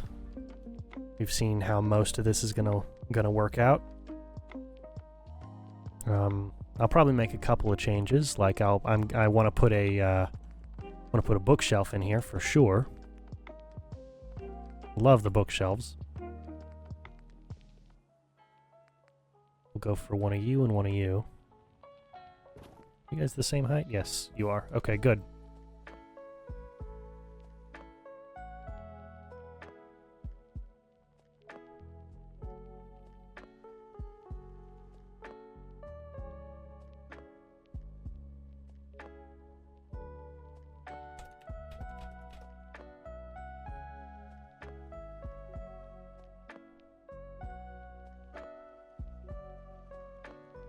Oh man, sorry, I'm just reading this now. You've never had American soda? Honestly, you know what? I was upset there for a second. That's not the worst thing in the world. They're not as good as they used to be. They used to be great. They used to be great. They used to be some of the best tasting things you could imagine. There's only a couple good ones right now that have more or less stayed true to their original flavor. Ooh, that's not gonna work. We'll just go with that one. There's only a couple good ones at this point, so, you know, at the end of the day, you're probably not missing out on much. But yeah, that's wild to think. It's wild to think. There's some good stuff. Honestly, some of the best American sodas are the small brands. You know, there's. I mean, Dr. Pepper's good. I really like Dr. Pepper. But if we're talking like the best sodas, Dr. Pepper is probably not as good as you know, some of the small soda brands you can get. Some of the small you know, more I mean, they're not, you know, it's not like they're a mom and pop brand or anything. They're just not overly commercialized. But yeah, any of the big soda names, there's, other than Dr. Pepper, they're kind of all just crap now. They used to be great. I made a video a while back, a couple years now. I made a video. It's on my main channel, which is just my name. It's on my main channel. It's about New Coke from 1985, and I don't mean cocaine, even though it was the 80s. I don't mean cocaine. I mean when Coca-Cola rebranded to New Coke. And changed the formula, and everyone got super upset. And it was so bad, their PR plummeted so hard, and they suffered so much in their profit share that in less than a quarter, we're talking less than 12 weeks, less than 12 weeks. In the span of one financial quarter, I think it was just around 11 weeks. In fact. They had received daily 10,000 complaint calls to their call center over the course of 11 weeks. It was so bad that in less than one financial quarter, they changed their mind and they immediately recalled all of their New Coke product to go ahead and switch back to the original formula. However, when they switched back to the original formula, it's the original formula. Any pure ingredients like pure cane sugar or any of the pure ingredients were replaced with chemical alternatives. So it was still a sugar chemical. It just wasn't sugar itself. It went from pure cane sugar to whatever the standard sugar chemical is, high fructose corn syrup. That's what it went to. Yeah, it went from cane sugar to high fructose corn syrup, and you can taste the difference. You can still get pure cane sugar Coca-Cola, but now we here in America call it Mexican Coca-Cola. When realistically it's Coca-Cola that you can get in any country that's not the United States, and is largely Western countries. Because most Western countries have outlawed the use of things like high fructose corn syrup or any of the chemical additives that we've decided to put in our sodas. But people were still upset. People were very upset that they changed it back, but they didn't really. And so there's a conspiracy out there that the reason they did the New Coke rebrand was so that they could change the chemical composition. So that they don't have to use real ingredients, they could use something cheaper. which, as much as I love that conspiracy, it's not true. They would not. This is 1985. In 1985, you made smart business decisions, and they believed that it would be a smart business decision to change the formula of Coca-Cola as a whole. Now, the reason they thought this was a smart decision is because they were trying to keep up with Pepsi. Now, Pepsi has, in comparison to Coke, Pepsi has a sweeter, more of a candy flavor. Not exactly candy, but they've got a sweeter, more appetizing flavor to younger demographics, which is always why this happens. Everyone's trying to stay, they're trying to stay relevant to a younger demographic, and it just didn't work. It didn't work when they changed it. Sure, the new Coke was a sweeter flavor, but it just tasted like rebranded Pepsi instead of Coca-Cola. And that was the big problem. Coca-Cola didn't retain its identity as it changed. It became something that it wasn't, and people didn't like it. That was the big problem. They did not actually consult anybody who was a fan of Coca-Cola as to whether or not it was a smart move to go ahead and make these changes. They just assumed that these changes would be okay. And they weren't. Nobody liked them. This should yes, I was talking about the your previous comment. I've been talking about the soda stuff. It was a lot. I kind of feel a little caught off guard now, realizing that you weren't listening. It's not your fault. It's not your fault at all. Your wife called you. That's a very important phone call to pick up. I certainly would do the same. Yeah. It's the long and short of it is that there's some good American sodas out there. Dr. Pepper is probably the best of like the big brands, but most of the good American sodas are gonna be small brands, not necessarily regional stuff. They're just gonna be smaller brands like Sioux City Sarsaparilla.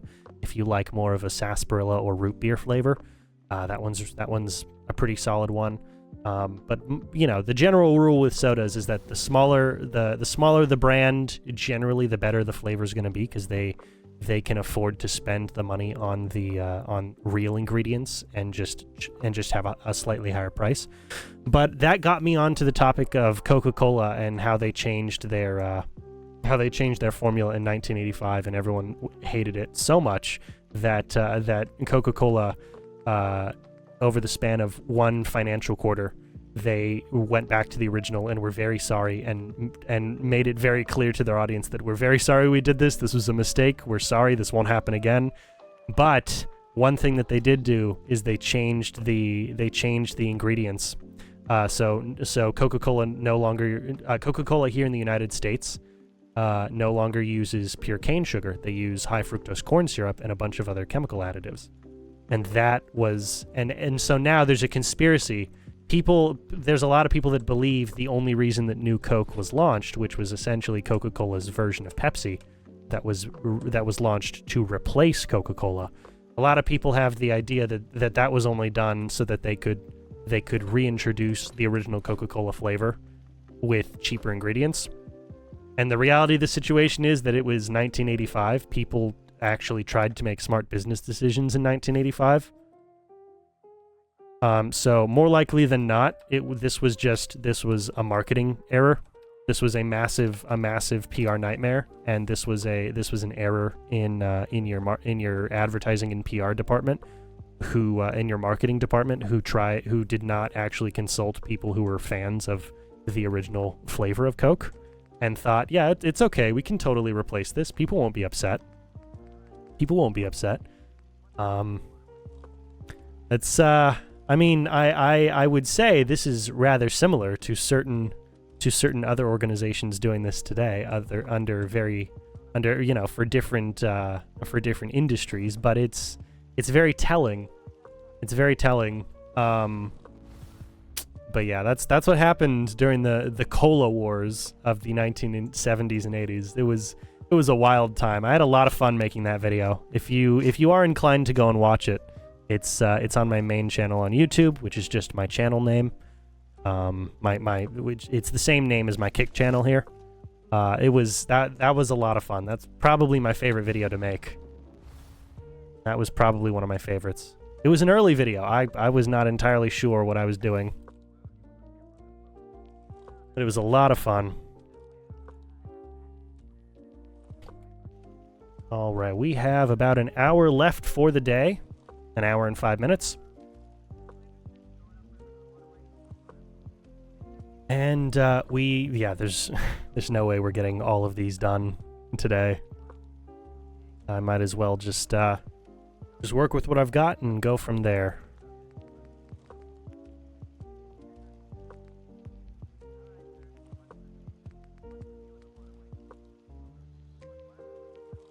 If I can get this one office taken care of well, then I can use it as reference for the next.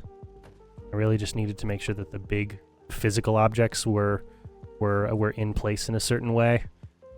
It gives me good reference.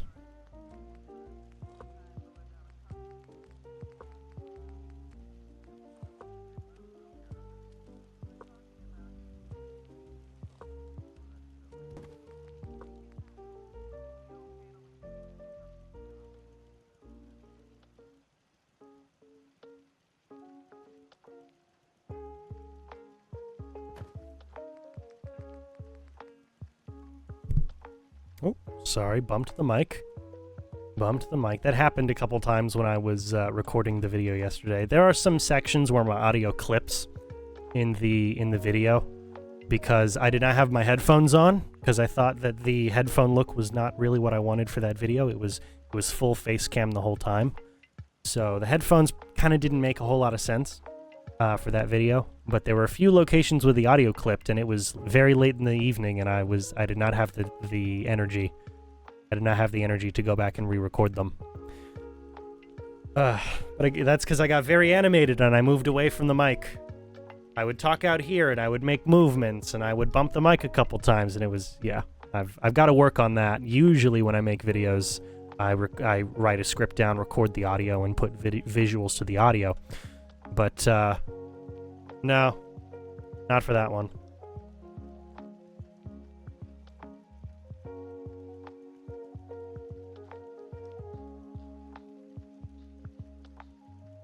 Yeah, you're right. High fructose corn syrup is disgusting, and it is one of a long list of chemicals that are actively detrimental to human health in a variety of ways. However, it tastes like sugar and is cheap. And so that's kind of like the big thing. That's the big thing about it. But yeah, if you're one of the big if your country's one of the big sugarcane producers, you probably have rules against using high fructose corn syrup in the majority of your your foods or things that are imported. So yeah, you probably don't have too much exposure to it. Not that you couldn't, but you know what I mean. Like in general, in your daily life, it's not going to be a big factor for your life, because it's just not. If you're one of the big sugarcane producers, you're likely not to be near high fructose corn syrup. Corn syrup, contrary to its name, is not actually just made of corn. It is a part of it is derived from corn in a chemical way, but it's not like just corn. It's a bunch of nasty chemical crap that no one should be ingesting, but also here in the United States, it's extremely difficult to avoid for a variety of reasons. So at the end of the day, you kind of just have to make do.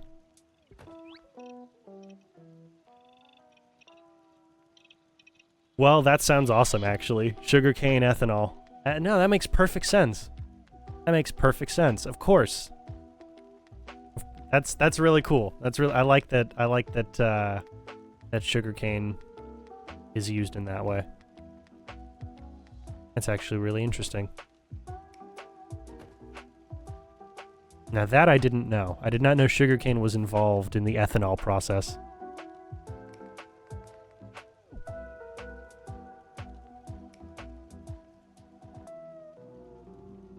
be too on the nose for me to have the scales of justice inside of one of these offices? Probably, but I'll do it anyway because it's kind of funny. It's kind of funny. Decorations, miscellaneous, electronics, and radio.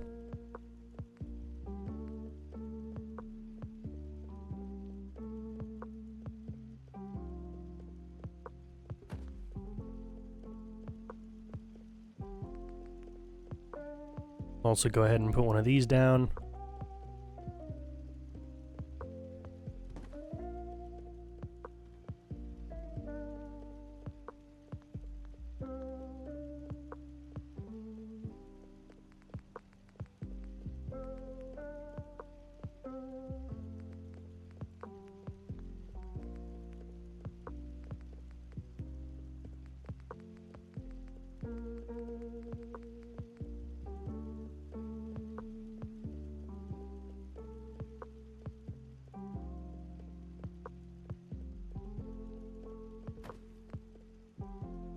We'll place these, and that'll be good. Yeah, I think that's pretty good. Yeah, I like it. I like it. Okay, what else will need to go in here? A clock and a wall safe. Yes, that's right. I wanted to put a wall safe. Put a wall safe. We'll go for the clock first. The clock is easy. Clock goes there. The wall safe will go right next to the desk. You know, in case of in the event that they need it. That they need to pull anything.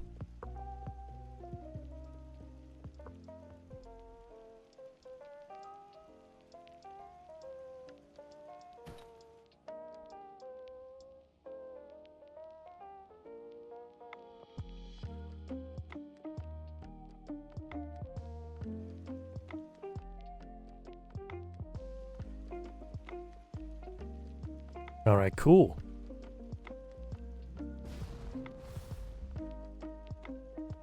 Okay, I think that's good. I think that's good. We'll work on this guy, and then we'll see what time we have left. Already 2 hours in. Ugh. Okay.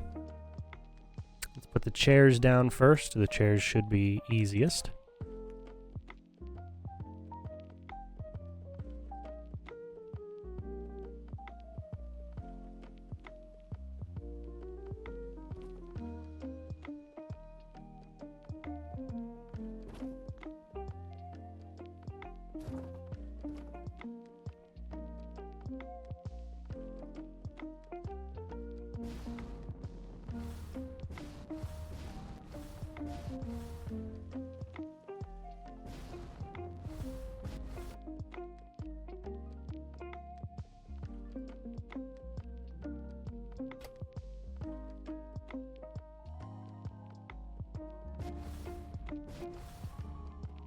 And we'll go with the console.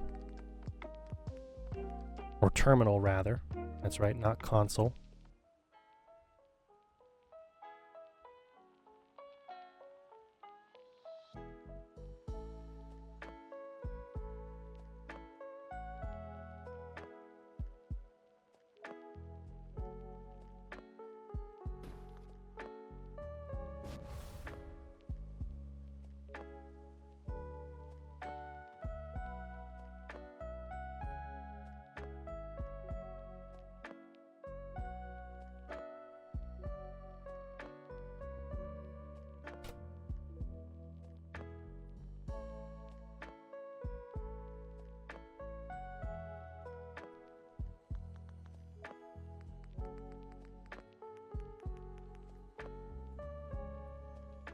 Place one of these guys down.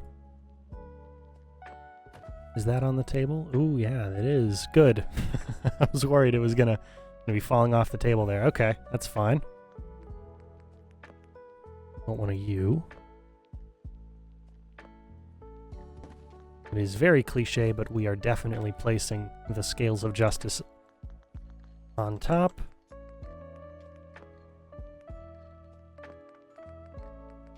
Ooh, of course, a telephone. That's the other thing I forgot to place. I do need to place telephones.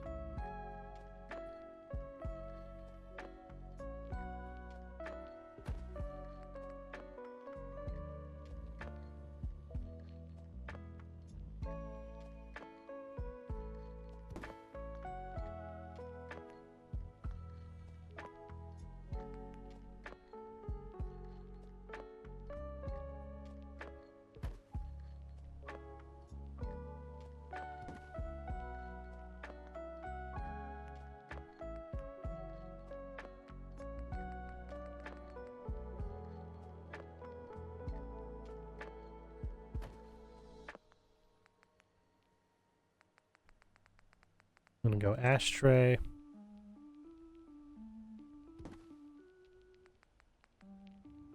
A lighter. And cigarettes. Speaking of unhealthy habits. All right. Let's see. What else? Just a couple other things, really. Just got to figure out where to put the, yeah, just got to figure out where to put the telephone in here. What room do I have to do that? Not too much, but I can figure something out, I'm sure.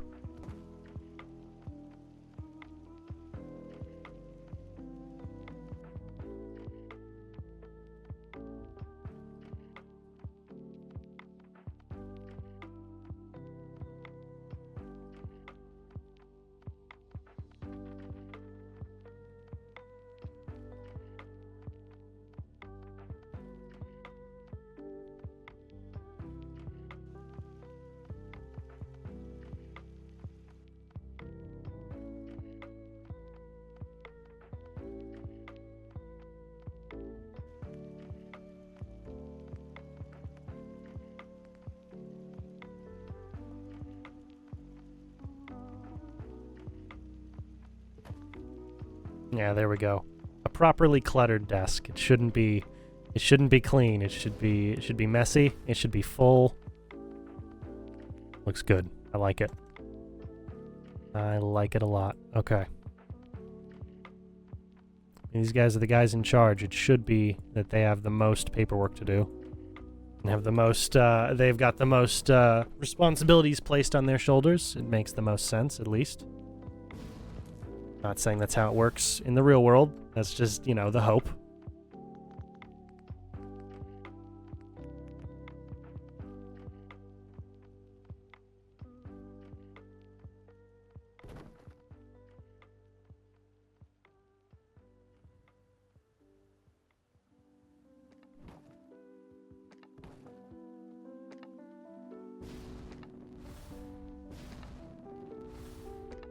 That's what I was missing.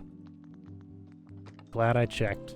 I would have definitely walked out away from it without ever touching it. Furniture, containers.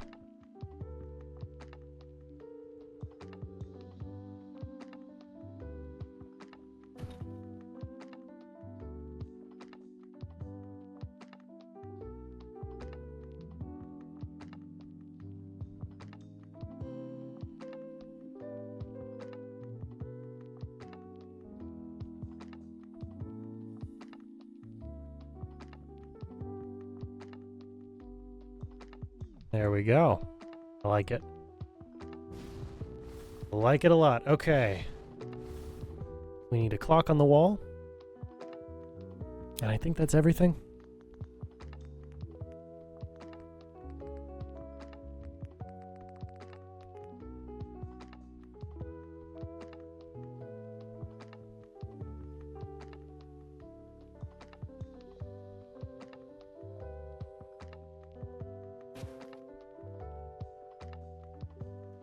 Is that everything? Yeah, that's everything. Okay, good. Good. I'll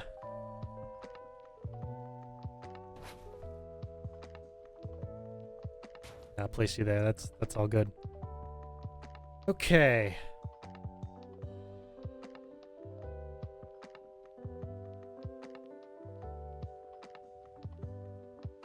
Okay, for the sake of, time management, I will probably go ahead and put the roof on now, and then the lights in, and figure out what to do with each of these guys afterwards with the hour that we have left. Okay. Yeah, I'd rather get that done and know that I have it done, because I am definitely on a time crunch. As much as I would love to stay longer today, I have other things going on, other stuff happening, and I cannot afford to wait around, or rather to waste too much time today. Not that spending time with you guys is a waste, absolutely not. It means the world to me that that you guys would be watching me. It's that my time has not been managed the best today. I spent a long time looking for a video camera object, which was probably not the greatest idea. And I can't afford to be wasteful with any more of that time.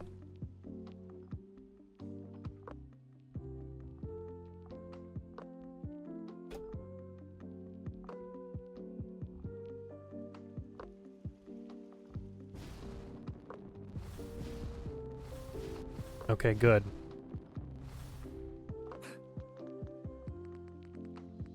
Tower, lights, ceiling. And we're gonna grab... Oh, where's this going? If I can get you lined up on one of these axes first. Yeah, we'll go right about there.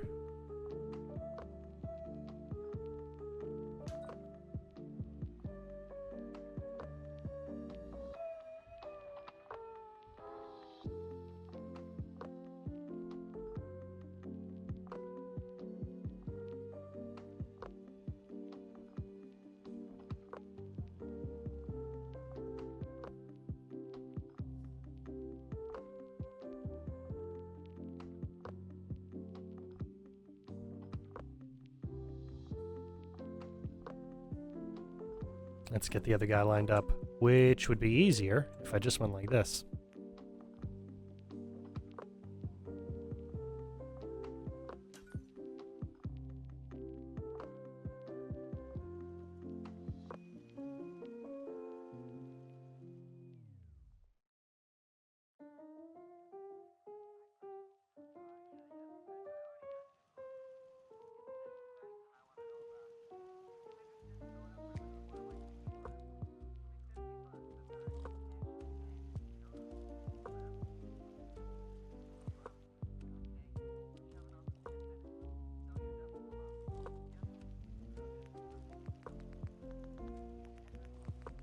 Alright, now we'll go for the ceiling fans.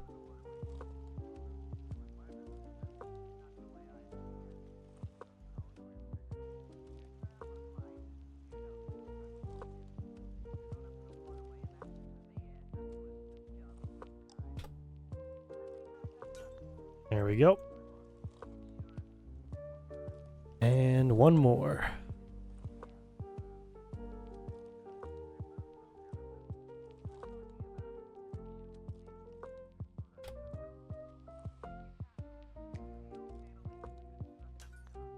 Awesome.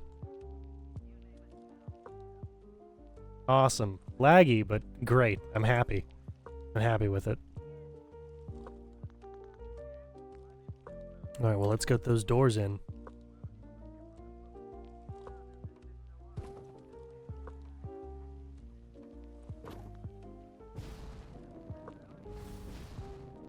Okay, how am I going to set the rest of this stuff up? These are... Yeah, these 4 offices are designed for pairs of detectives. They're designed for teams, the buddy system. I talked a lot about this yesterday. Well, I rambled on about this yesterday. I didn't really give any concrete details, but generally the buddy system is an important way for cops to operate, because there's a certain level of accountability, and also it helps to share the load. Helps to share the load whenever there's a lot of work to do. So, sorry. Oof. Nice having the headphones off. Really nice having the headphones off.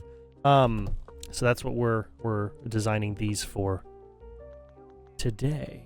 We're gonna have, I think I'm gonna have the desks, you know, together in a cluster, like I did downstairs. So we're gonna go tables, office. I'm gonna line you up first.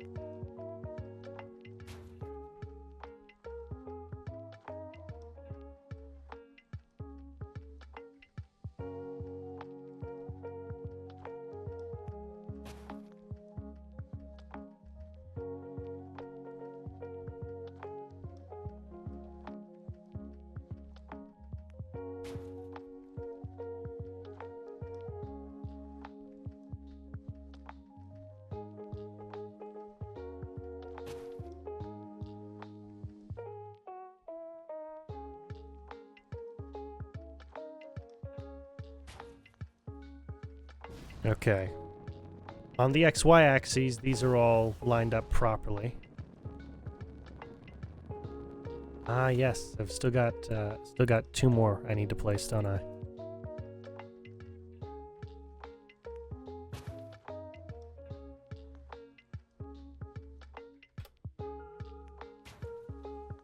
Okay. Now we're good. On the XY axes, these are lined up properly. I just need to move them in order.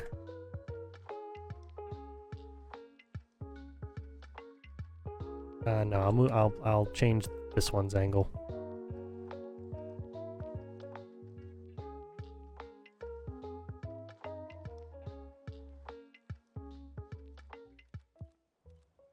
And just line them up to the wall.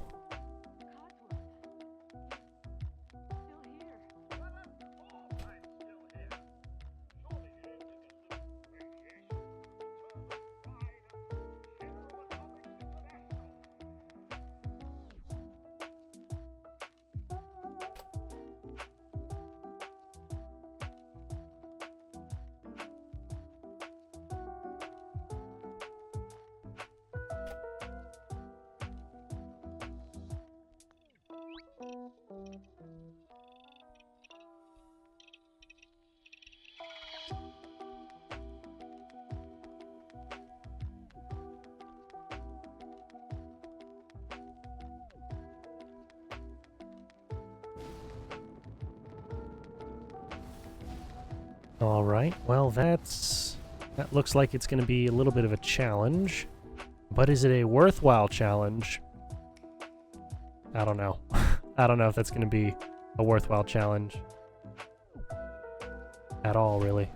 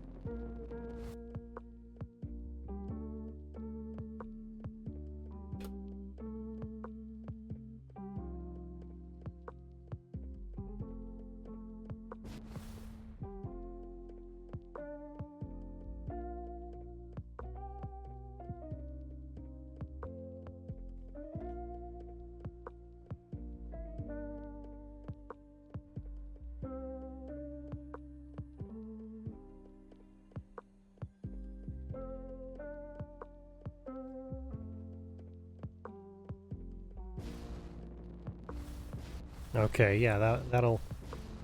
And that's as close to halfway as I can get on that guy. So we'll go with you as well.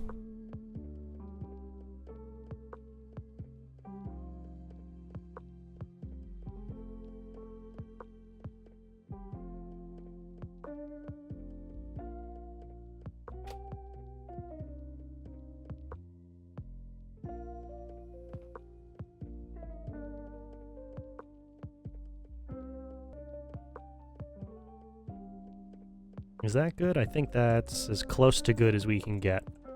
So I'll go ahead and place a chair for each of those, but I want to get these tables moved over first. Get all these guys moved over.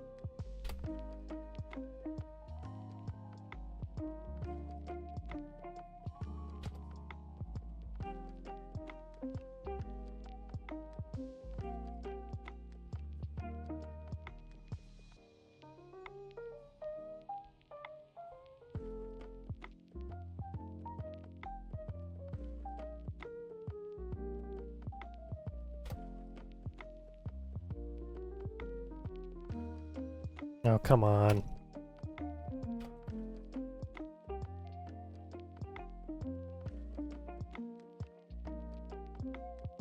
Alright, there we go. Now just 4 more tables to move. 4 more tables. Ugh.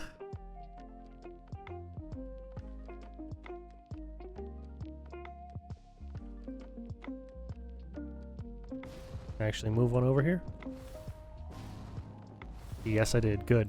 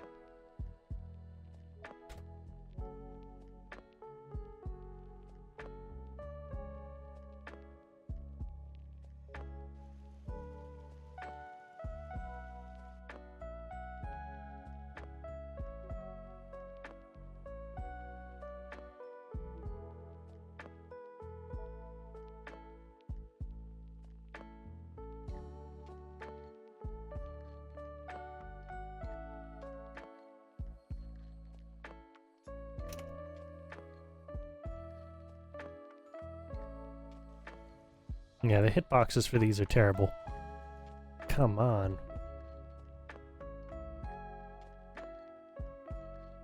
There we go. We want you up against that wall. Then we've got the last 2 that need to be up against that back wall.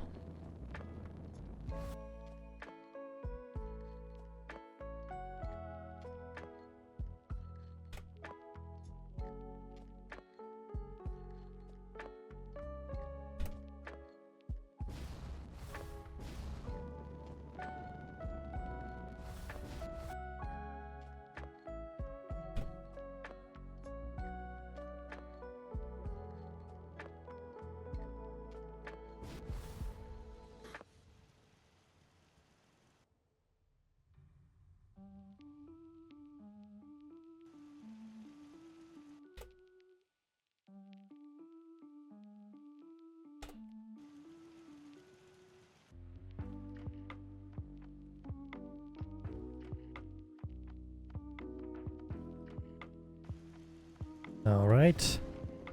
That one is actually perfectly in line with where we needed it to be.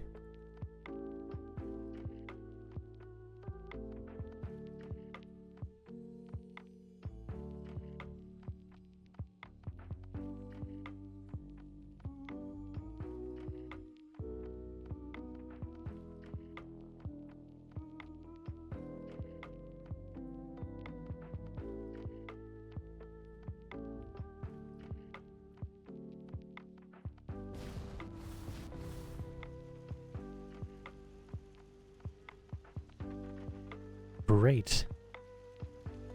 Okay, any trouble? A little bit, little bit. I could move it over a smidge.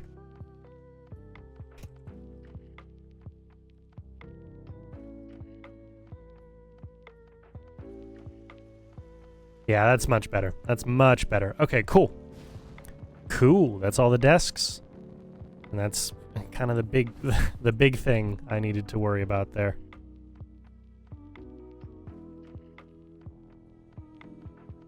Okay, I would love to get all of these done today. We've got half an hour. How much can I get done in half an hour? We'll see. We'll see exactly how much I can get done in half an hour. Next, we're going to place a bunch of filing cabinets. Like a ton of them.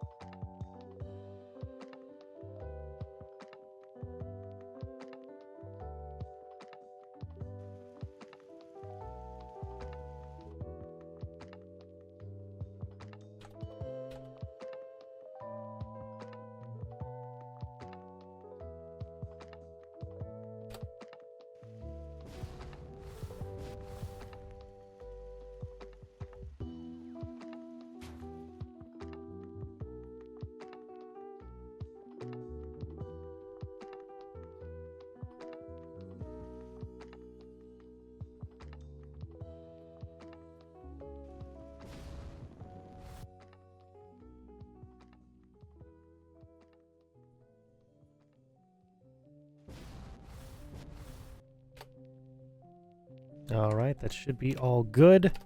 Now I can just snap guys to these.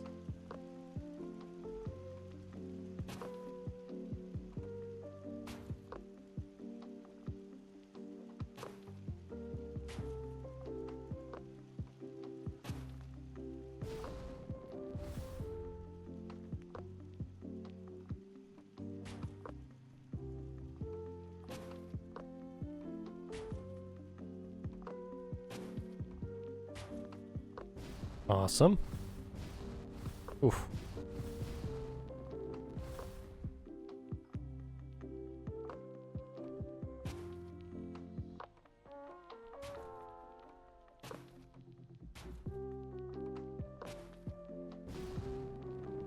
And over here.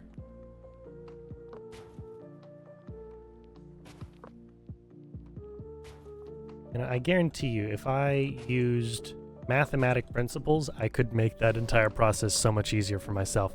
A single full square is 256 units by 256 units. And if everything's properly aligned on the XY axes, if I had moved this object 256 units in the x-axis direction, it would have gone from the same position here to the same position there, which means 512 units. It would have been backed up perfectly against that wall. I'm sure there's mathematical ways I could do this more efficiently. However, it's not top of mind when I build these things. For those of you who are taking design cues from me, first of all, thank you. That means a lot. Second of all, try and figure out the mathematical formulas for these things. I guarantee you it will help you in the long run. It is not my specialty, but it should be. It absolutely should be. It is the smart way to do this. You want to save yourself time? The smart way to do this is math. The way I mapped out all of the remaining layouts for all the different buildings, the way I went ahead and mapped that all out and planned it was using math. So give it a shot. It's a pretty smart move. I know none of us are big fans of having to stay in school longer than we ought to. If you're anything like me, that is. But it was very helpful. Very helpful process, and I'm glad I used it. I should have used it for all these other buildings, but here we are.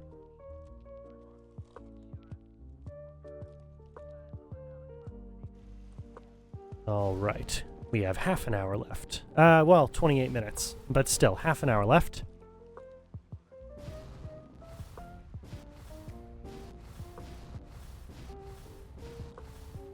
Going by and making sure that all those are placed fine. Yeah, that's good. That's good. We'll go ahead and we'll put a radio up for each of these.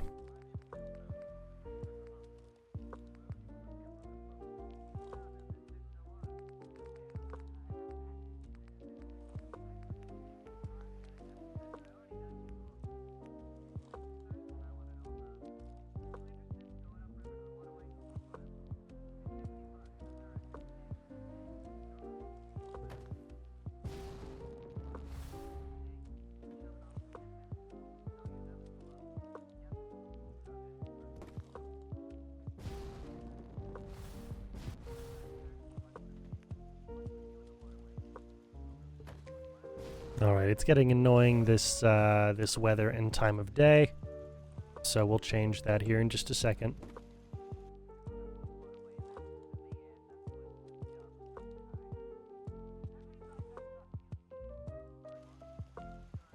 There we go, that's better. That's much better.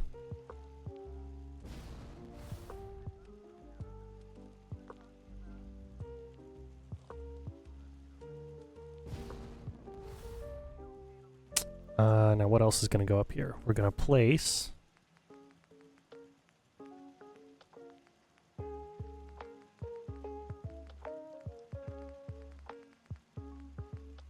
Yeah, we're going to put the scales of justice just to have them. Just to have them, why not? Why not? We'll place them up here.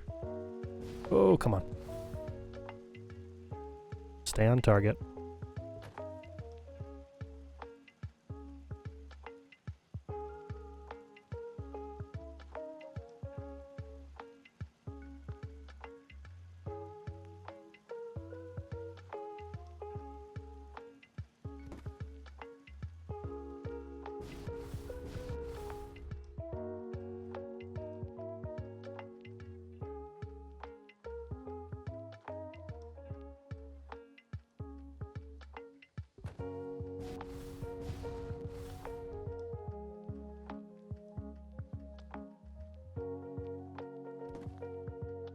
Alright, what else is going up? Yes! Ooh, we've got a massive wall for a cork board. Absolutely. Oh, that's gonna look great. It's gonna look great. I love a good cork board. A bulletin board, I guess, but cork boards in general. They're great. Okay.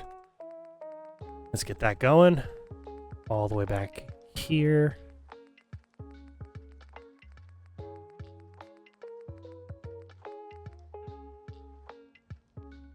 A nice open wall.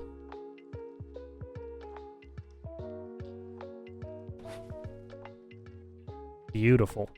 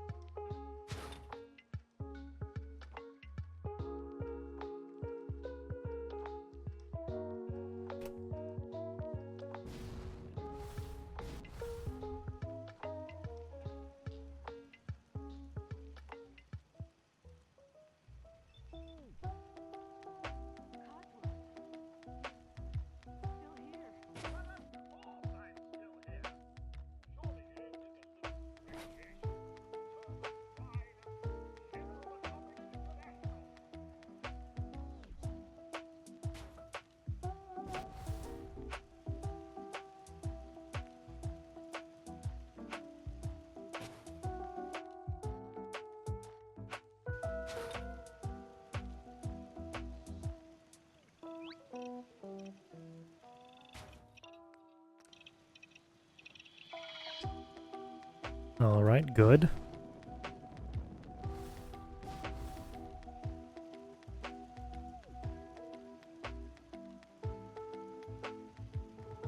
What else do we need to put in here? We need... I mean, these are big offices. These are big offices, and it's for a pair of people. I feel like I'm probably going to run out of things to place. Or run out of things that ought to be placed.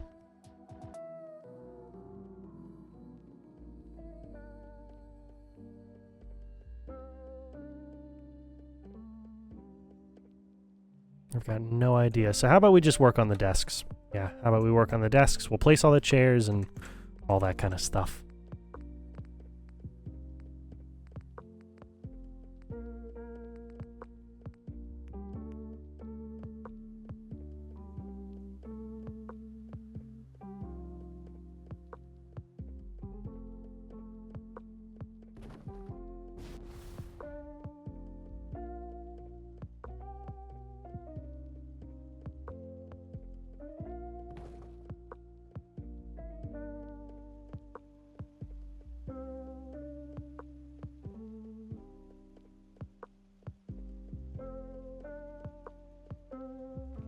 Okay, come on. Seriously? Okay, I am gonna really get bored of that one. How about we don't let that happen again? Just place them down the easy way.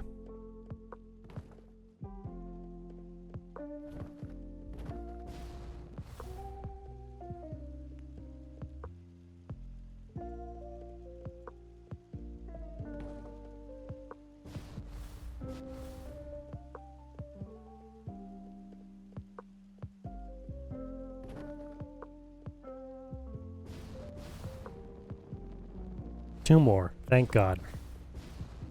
Okay.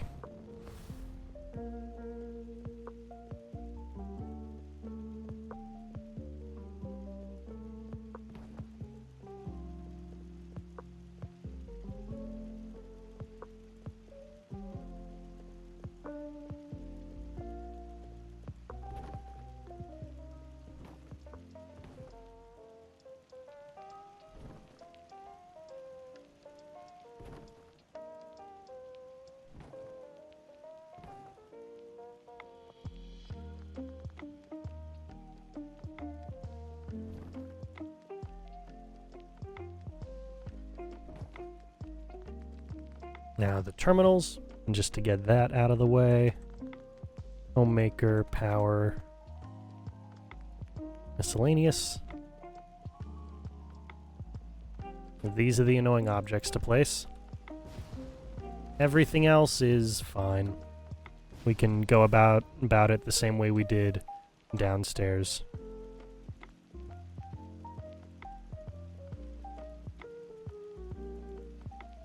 All right, 20 minutes.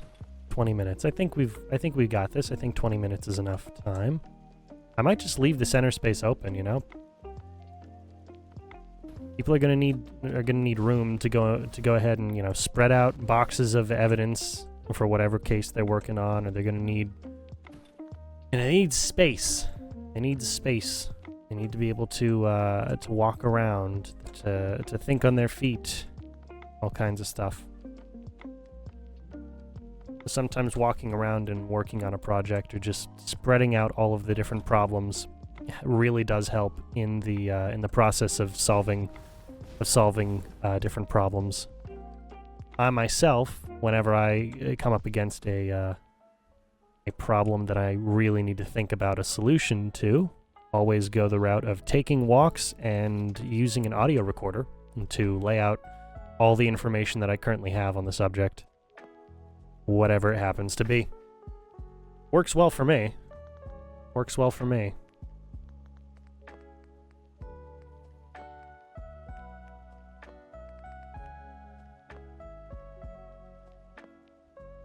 We'll go ahead and place it back here. Why not?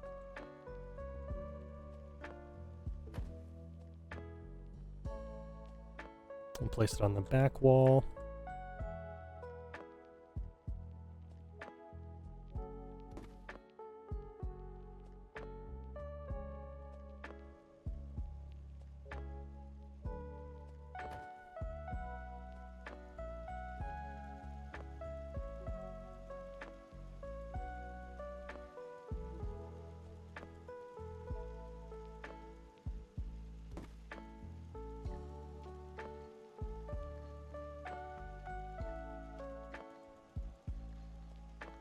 On that front section, we'll have telephones.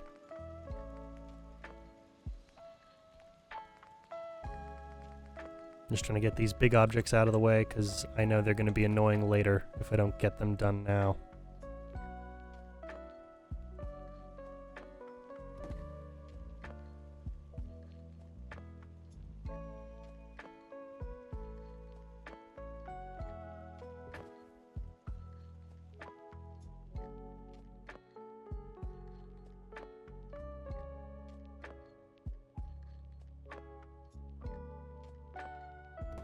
Nice. Now we'll go in with all the little bits.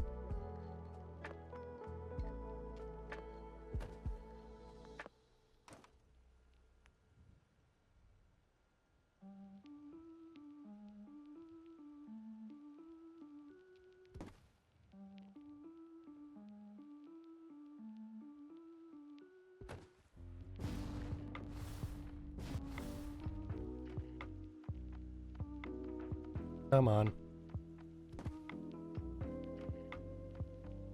Oh boy. Okay.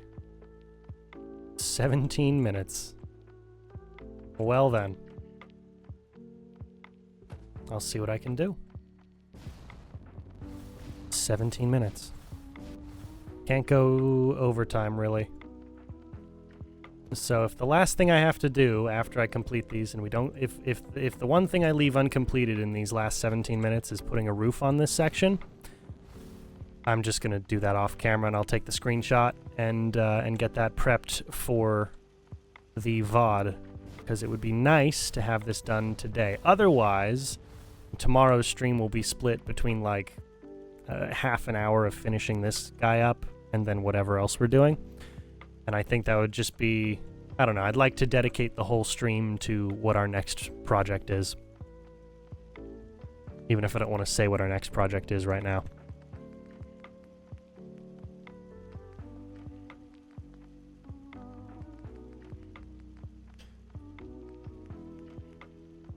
We need the evidence boxes. Yes, these guys.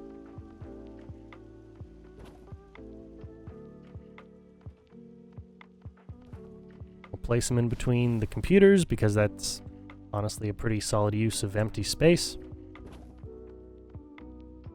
I'm very happy that I thought of it. Not the first time I've done it, I just like the look, personally. Okay. We'll go back to OC Decorator Office and Lounge. Smokes and ashtrays. As per usual.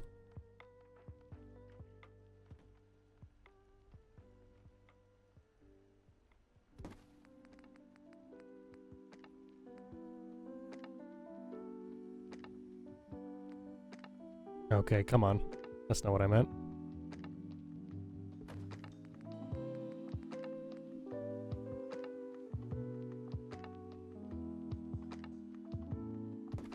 Will say, not a fan of the fact that when I place an object down, the default position of the next object gets reset back to wherever the original, wherever the distance was. Not the biggest fan of that. I'd prefer to have the next object at the same distance as the first. That way I get to choose how far I want the change to be, if at all, instead of the game just deciding, yeah, we're going back to a thing you didn't ask us to do. Alright, we'll place that stuff down here. Which... yeah, that's right. It was on the side next to the radio.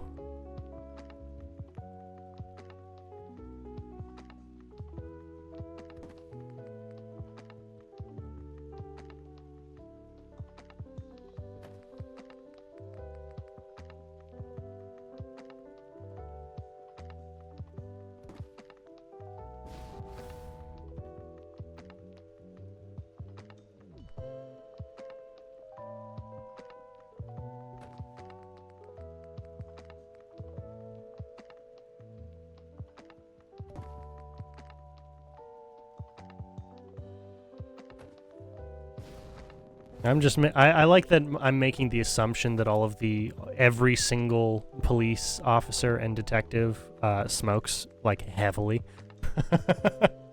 I don't know why that's the assumption I'm making. I'm sure there were many people who did not smoke in the 50s and 60s, and I guess the future of that. I know my character doesn't, but that's in part because that's not a thing you can do by default, and also with the smokable cigars and cigarettes mod. I don't know, it just doesn't really fit the aesthetic I've got for my guy. Maybe if I were making a different character. Okay, I could see it. But, you know, it's not my main thing.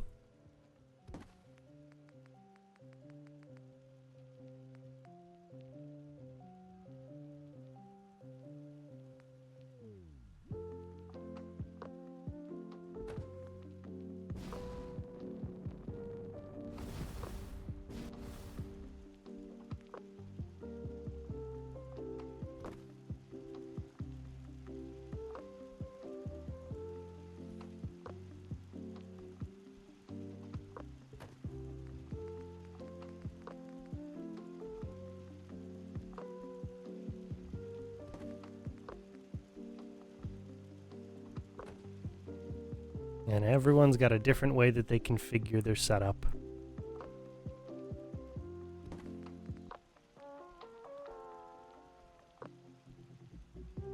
Maybe this guy likes to have the lighter right next to all of the cigarettes so that they can cause a house fire.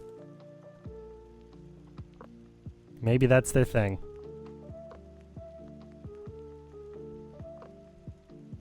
Alright, we'll put an issue of public occurrences, because they can just share the paper.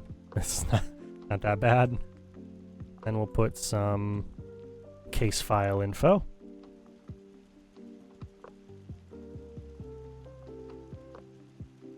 Oh, I'm sure there's a mod for you. I'm sure there's a mod for you if you're going for more the hippie vibe. There's definitely a mod to help you with that. If there's mods for anything, there's mods for two things: weed and nudity mods. But that's the internet. That's what else? What else should you expect? You know. That's right. That's how I set that up.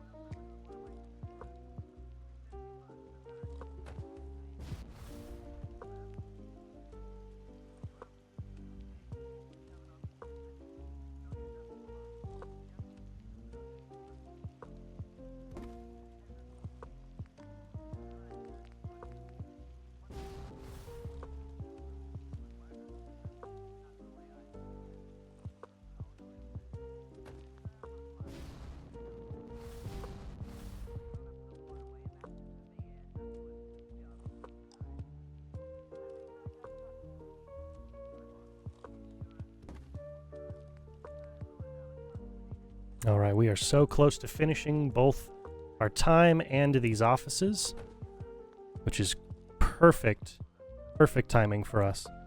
We need to get these things done and dusted.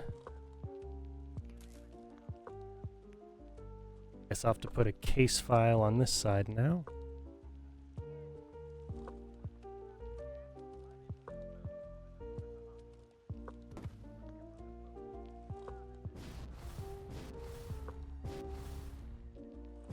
Yes, the smoking does save the game when you do that. I mean maybe a newer version.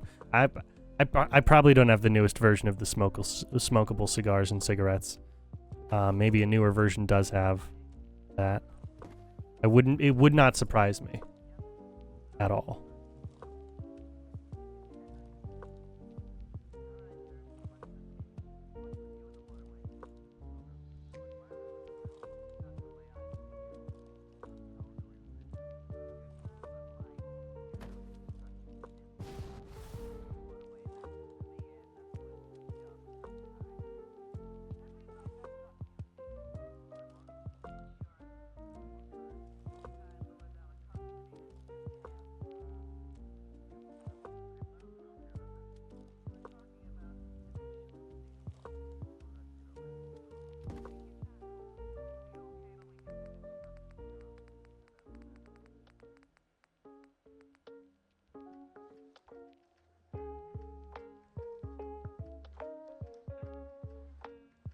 Oh yes, very immersive TM.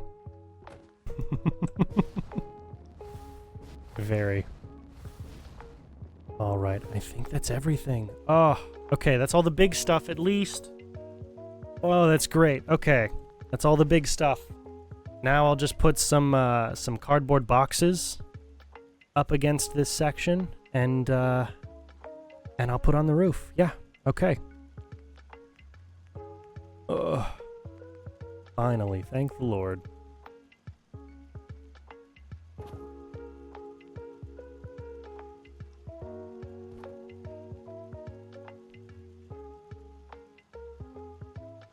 We'll go some variation of 3 cardboard boxes. We like to use the ones that don't have water damage, if we can help it.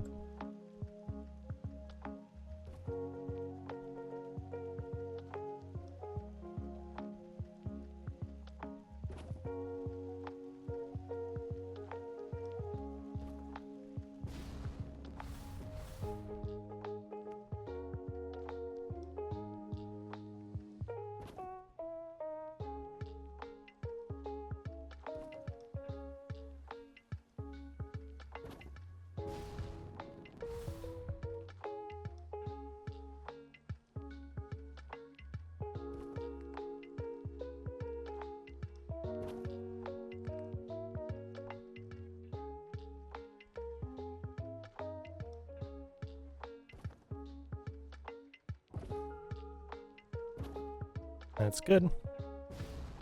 That's all good. Do I want to put anything on the back wall? Do I want to put anything on the back wall? The back wall's a bit empty. It's more than a bit empty. Let's go for... We'll go with a... Yeah, we'll go with a painting. Why not? We've got the time. We'll go with a painting. We can hit a few paintings very quickly. Wall decorations, paintings. We'll go modern. We'll go for a dog painting.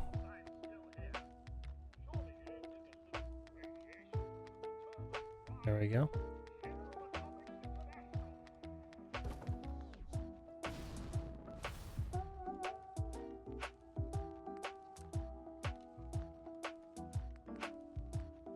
We'll go for traditional. I like that. That one's pretty solid. We'll go for one more traditional in this guy.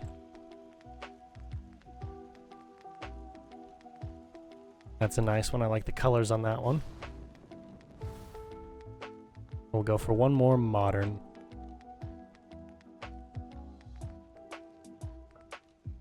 Yeah, we'll go for the elk.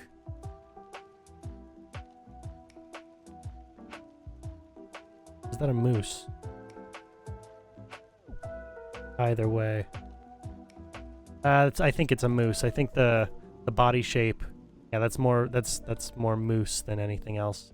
Maybe caribou, but I'd say probably moose.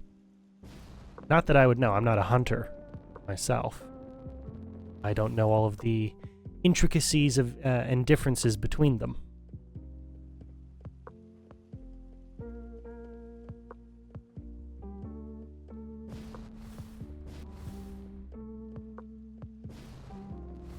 Okay, now we need to put in the roof sections.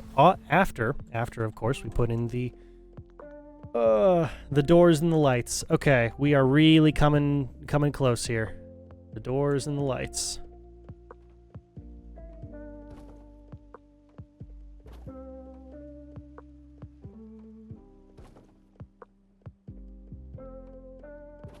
I'm just not going to worry about putting doors here.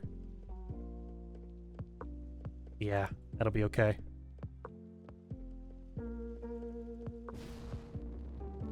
Okay, that's all good. That's all good. We put in the roof, then we put in the lights. Where am I putting the lights? I'll put a light there, and light there, probably. Okay.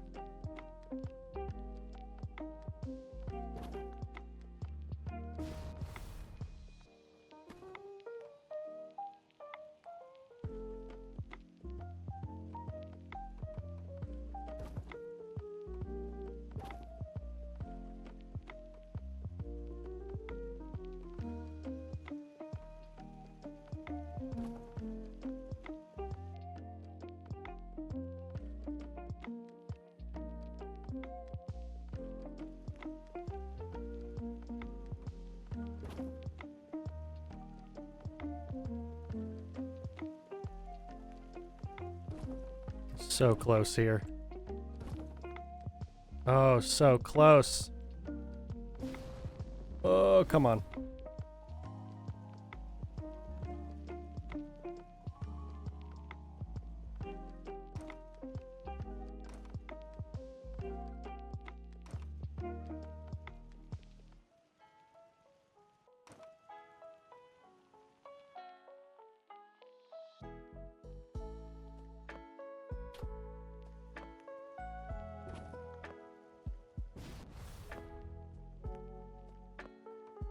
And of course, to do so, we have to look in the forbidden direction.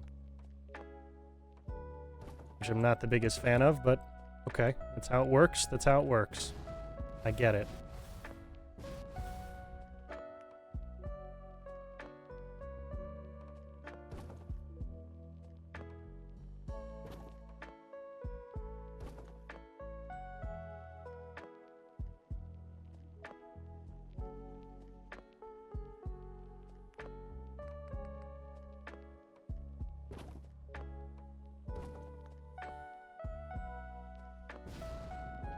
Okay.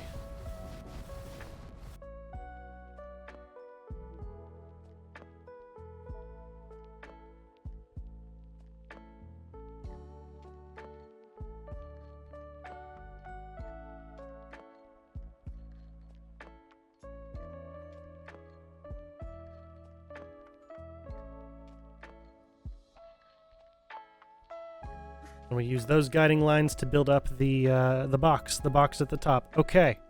Okay, well, I won't take my screenshot now, but what I will do is I will make a save here.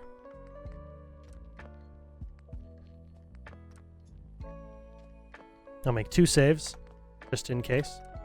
I know we've got that one now, but 2 saves, just in case. All right, thank you guys so much for watching. This is going to be a little bit of a rushed outro. If you've been watching live, thank you very much for watching live. Consider leaving a like, commenting, and subscribing. If you're watching on the VODs channel, if you are watching over there, you can watch live by clicking the link in the description that will take you to this channel where you can follow me here. You'll also find in the description the list of all of the settlement mods that I'm using and links to my social medias, my other YouTube channels where I put up the first video on my 3rd channel, CN Speaks, or at CN_speaks on YouTube. The very first video, I spoke about it a bit today, the trailer response to Batman Caped Crusader. Not super excited for a TLDR. Not super excited about it, but if that's your kind of thing, if you want to know what my thoughts are, go ahead and head on over there. It's kind of refined, kind of unrefined. I don't know. It's not a scripted video, and that's the point of that channel. So if you want my scripted content, go and check out my main channel, which is just my name. Also in the description is a link to my Twitter and my Instagram. You can follow me on Twitter for manual updates as to when I'm going to stream, and follow my Instagram if you want to see any of the photography that I've done. And I've got more pictures I need to upload. Just haven't had the time, because there's a long process to cropping everything and getting it right for Instagram. On top of that, you can also find links to ways you can support me monetarily if that's your kind of thing. If not, no worries. I'm making this content anyway. I don't feel great asking people for money, but that's how money works. If I have money, I can afford to do more of this for you guys. And it's been really cool to see my VODs channel grow to the size that it has. My audience on YouTube, thank you guys so much for watching. Genuinely means the world, just as much as it does for me, for those of you who are watching here live. All right, well, that's about everything I have to say right now. I've got a lot of work to do on this, and I've got other responsibilities as well, so I'm going to go take care of those. Thank you all so much for watching, and I will see you guys tomorrow, approximately the same bat time, which is 4:30 Central. Definitely the same bat channel. Have a good one.